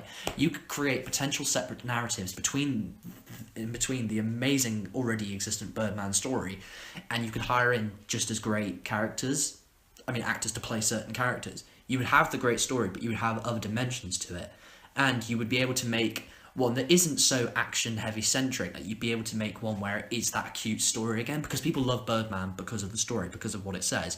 You could have those moments in with it, even if it was just the simple little choices where he's in the bar and he says, do I want to buy the reviewer a drink? Do I stay and continue chatting with Edward Norton? You could do that, and then you could even still incorporate the action sequences in it. Like, for instance, when the bird comes in, you could incorporate something like that. You try and show where it's like some people coming in and he has to fight them off, maybe like with kung fu skills as Birdman. Like when he jumps off the roof and he flies, you have to like do some kind of thing where you maneuver him around as he's flying.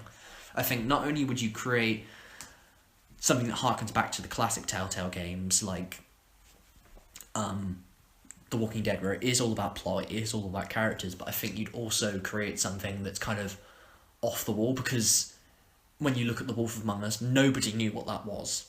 No one had any idea what that was. And if Birdman never existed as a movie, no one would know what that was.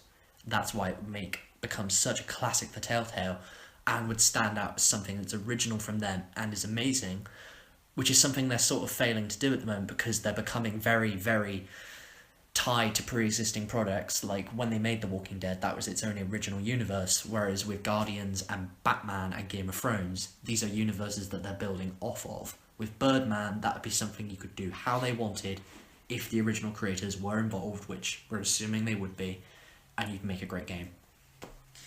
Whew, I don't think it's going to be Kingsman, but I'm proud of that. That's a very good pitch. With the Kingsman one, I know this seems like backtracking, but this is what I had in my head. I just didn't articulate it, and then you sort of made the point. Something that's so great about Kingsman, it has great action, but it's not everywhere. Yeah, especially in the first one. It has the great bar scene, that has a great church scene. So if it only had a few of those moments throughout the series, then it makes them few and far between, and it makes them special that you look forward to them, but you're so invested in the plot. And then if it did bring the statesman into it, even though it is more based on the first one. I see it almost like if it was the original movie, like if we never got the movie, but it was made straight into the game, I almost picture it as in episode 1 is where he's brought in and he's trained. Episode 2 is where you introduce Valentine and Colin Firth, you get to play as him. Episode 3 is the church sequence. Episode 4 is then the ending where he goes up against Valentine. So I think you'd have a great story structure there, I think you would. And I think an interesting thing would be to go through the training. So like, do you shoot the dog? Yeah, exactly. And then that can also help with, do you get to become Lancelot? Do you get to become a Kingsman? And instead of it being in the film where then Colin Firth dies and then he takes his place, if it's then a big character does die and a big shocking moment like that does happen, then there isn't a cheat way to then become a Kingsman. He's just then either a Merlin character or he does become a Kingsman. So and maybe even if he doesn't become a Kingsman, maybe he goes and works for Valentine, like exactly. Like he does. You've got something else to build off of it. I just feel with the Birdman one though, that's a movie that is built to be a Telltale game in ways that it's got very clear moments where you could separate it off into an episode. Like for instance, when he's had that monologue with his daughter about how she doesn't care, make that the end of the episode of like episode 4, and then people are so excited for the finale. And I think you'd be able to be involved in what's arguably one of the biggest and greatest ambiguous endings of all time, which is whether he can fly or not, whether he is that character, whether he's died or not. And I think to be able to give characters the chance, like players the chance to decide that, and I do it exactly as they do it in the movie. They make the choice: jump to die, jump to fly. Players would do either, and they still wouldn't see what, and it'd still be something they'd be talking about. Especially as well, if you made it something where it's like you get a choice of who turns up at the end. Is it Emma Stone's character? Is it the woman he's gotten pregnant? Because there could be a thing in it where you've never spoken to Emma Stone, you've ignored her, but you've spent the entire time trying to re-establish the relationship with the girl he's gotten pregnant.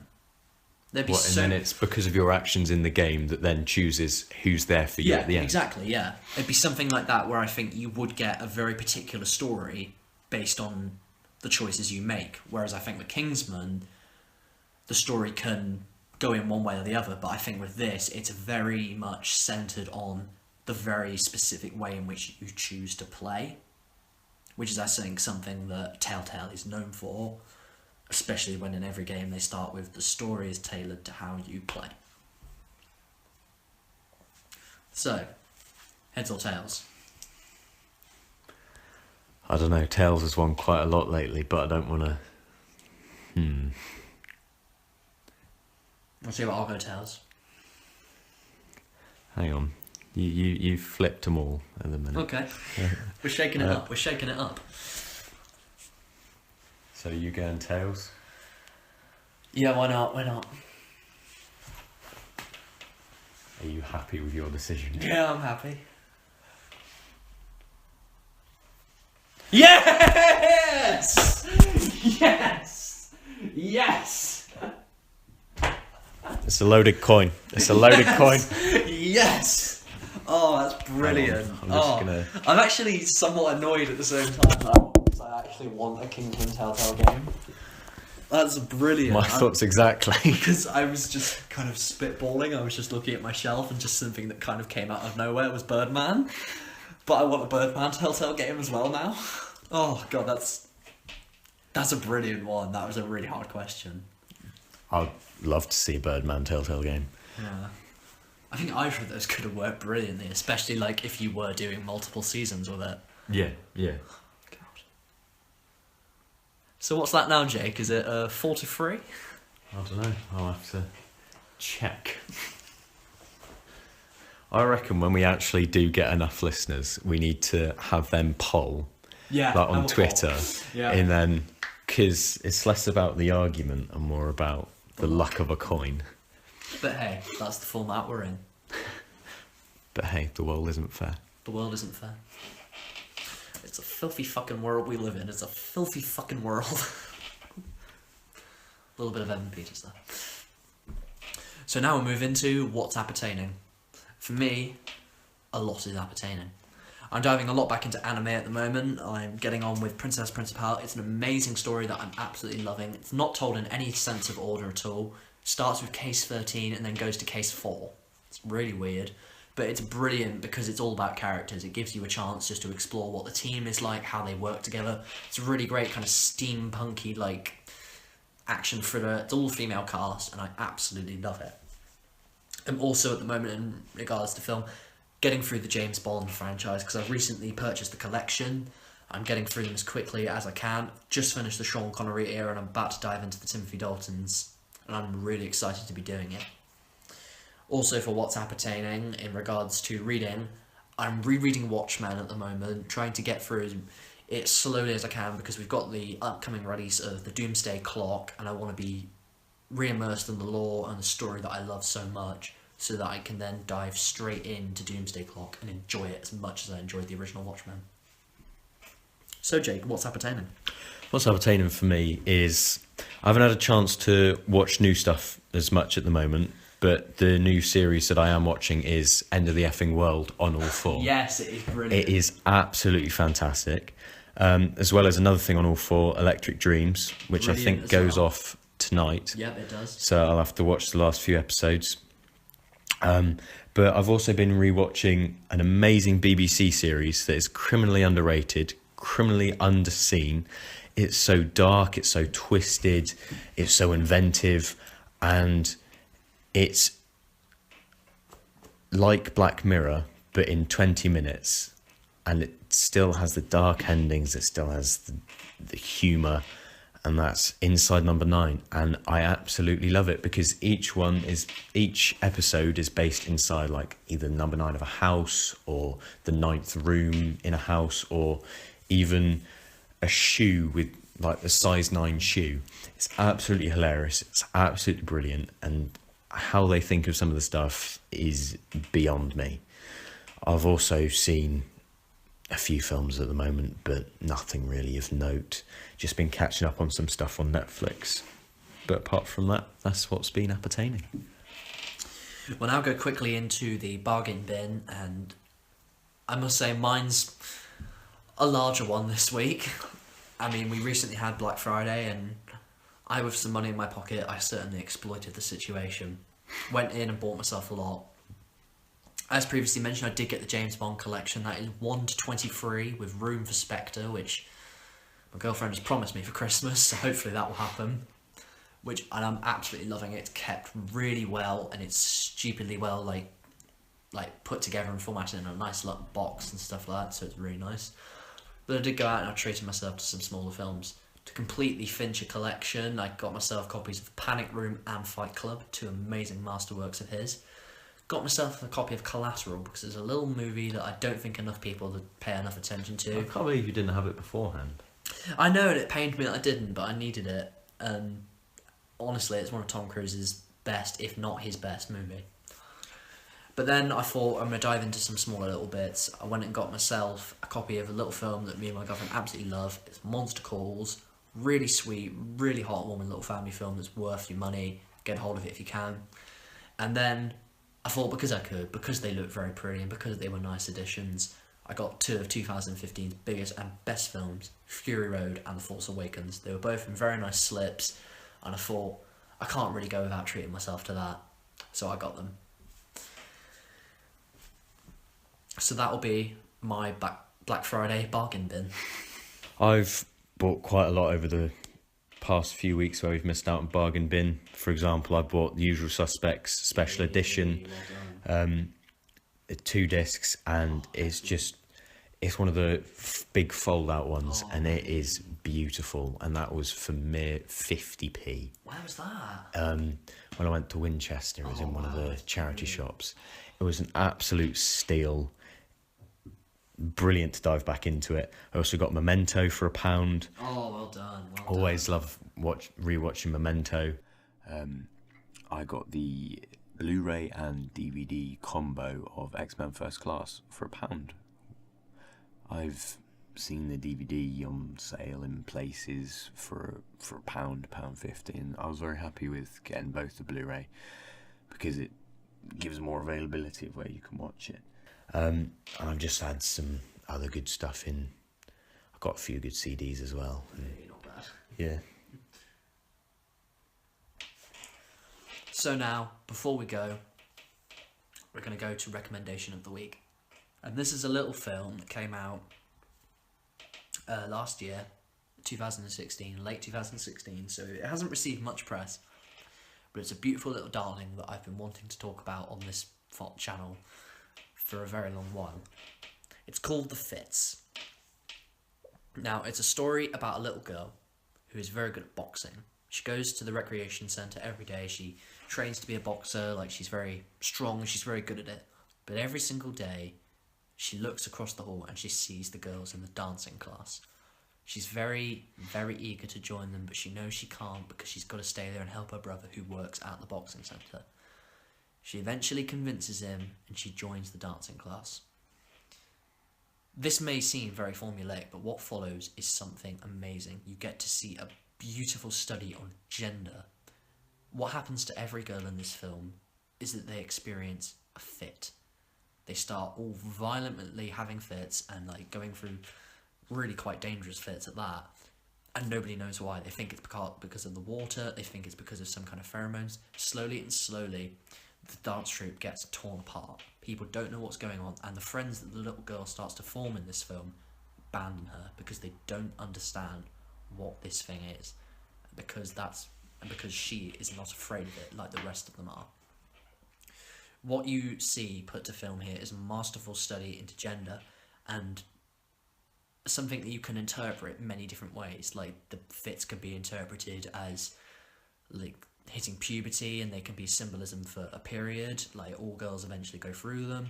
Like the bitchiness in later life, how girls do come across other girls that they do not like on such a level, and how they have to go through trials and adversity of finding the friends that really matter. It's so well done and so well shot. It was one of the best little shot indie movies that I've seen in years. and I couldn't wait to get other people to see it as soon as I saw it. So my recommendation for this week is 2016's The Fits. Get out and see it if you can. It's not long, but it's definitely worth it.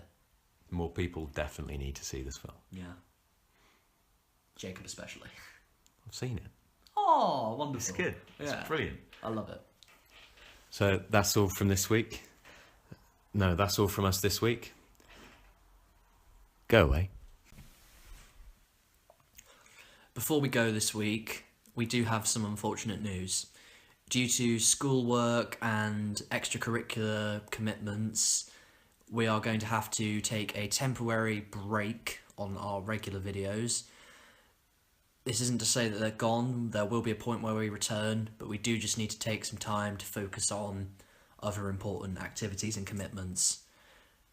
We will be back as soon as we can, but even then, some less regularity on our videos is to be expected.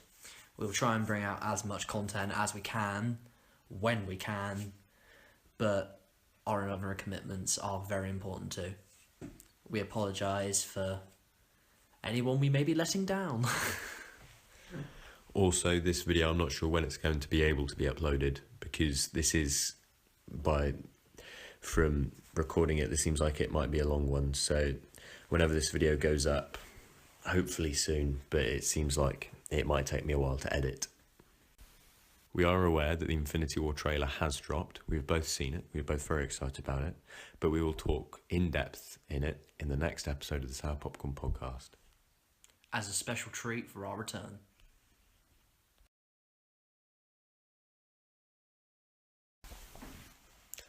I think you've been a bit of a bully this week, Jacob. I mean, why have you had to be this way about the segues? I try my hardest, and what do? You shoot me down. I'm trying my best here. Jacob is shaking his head.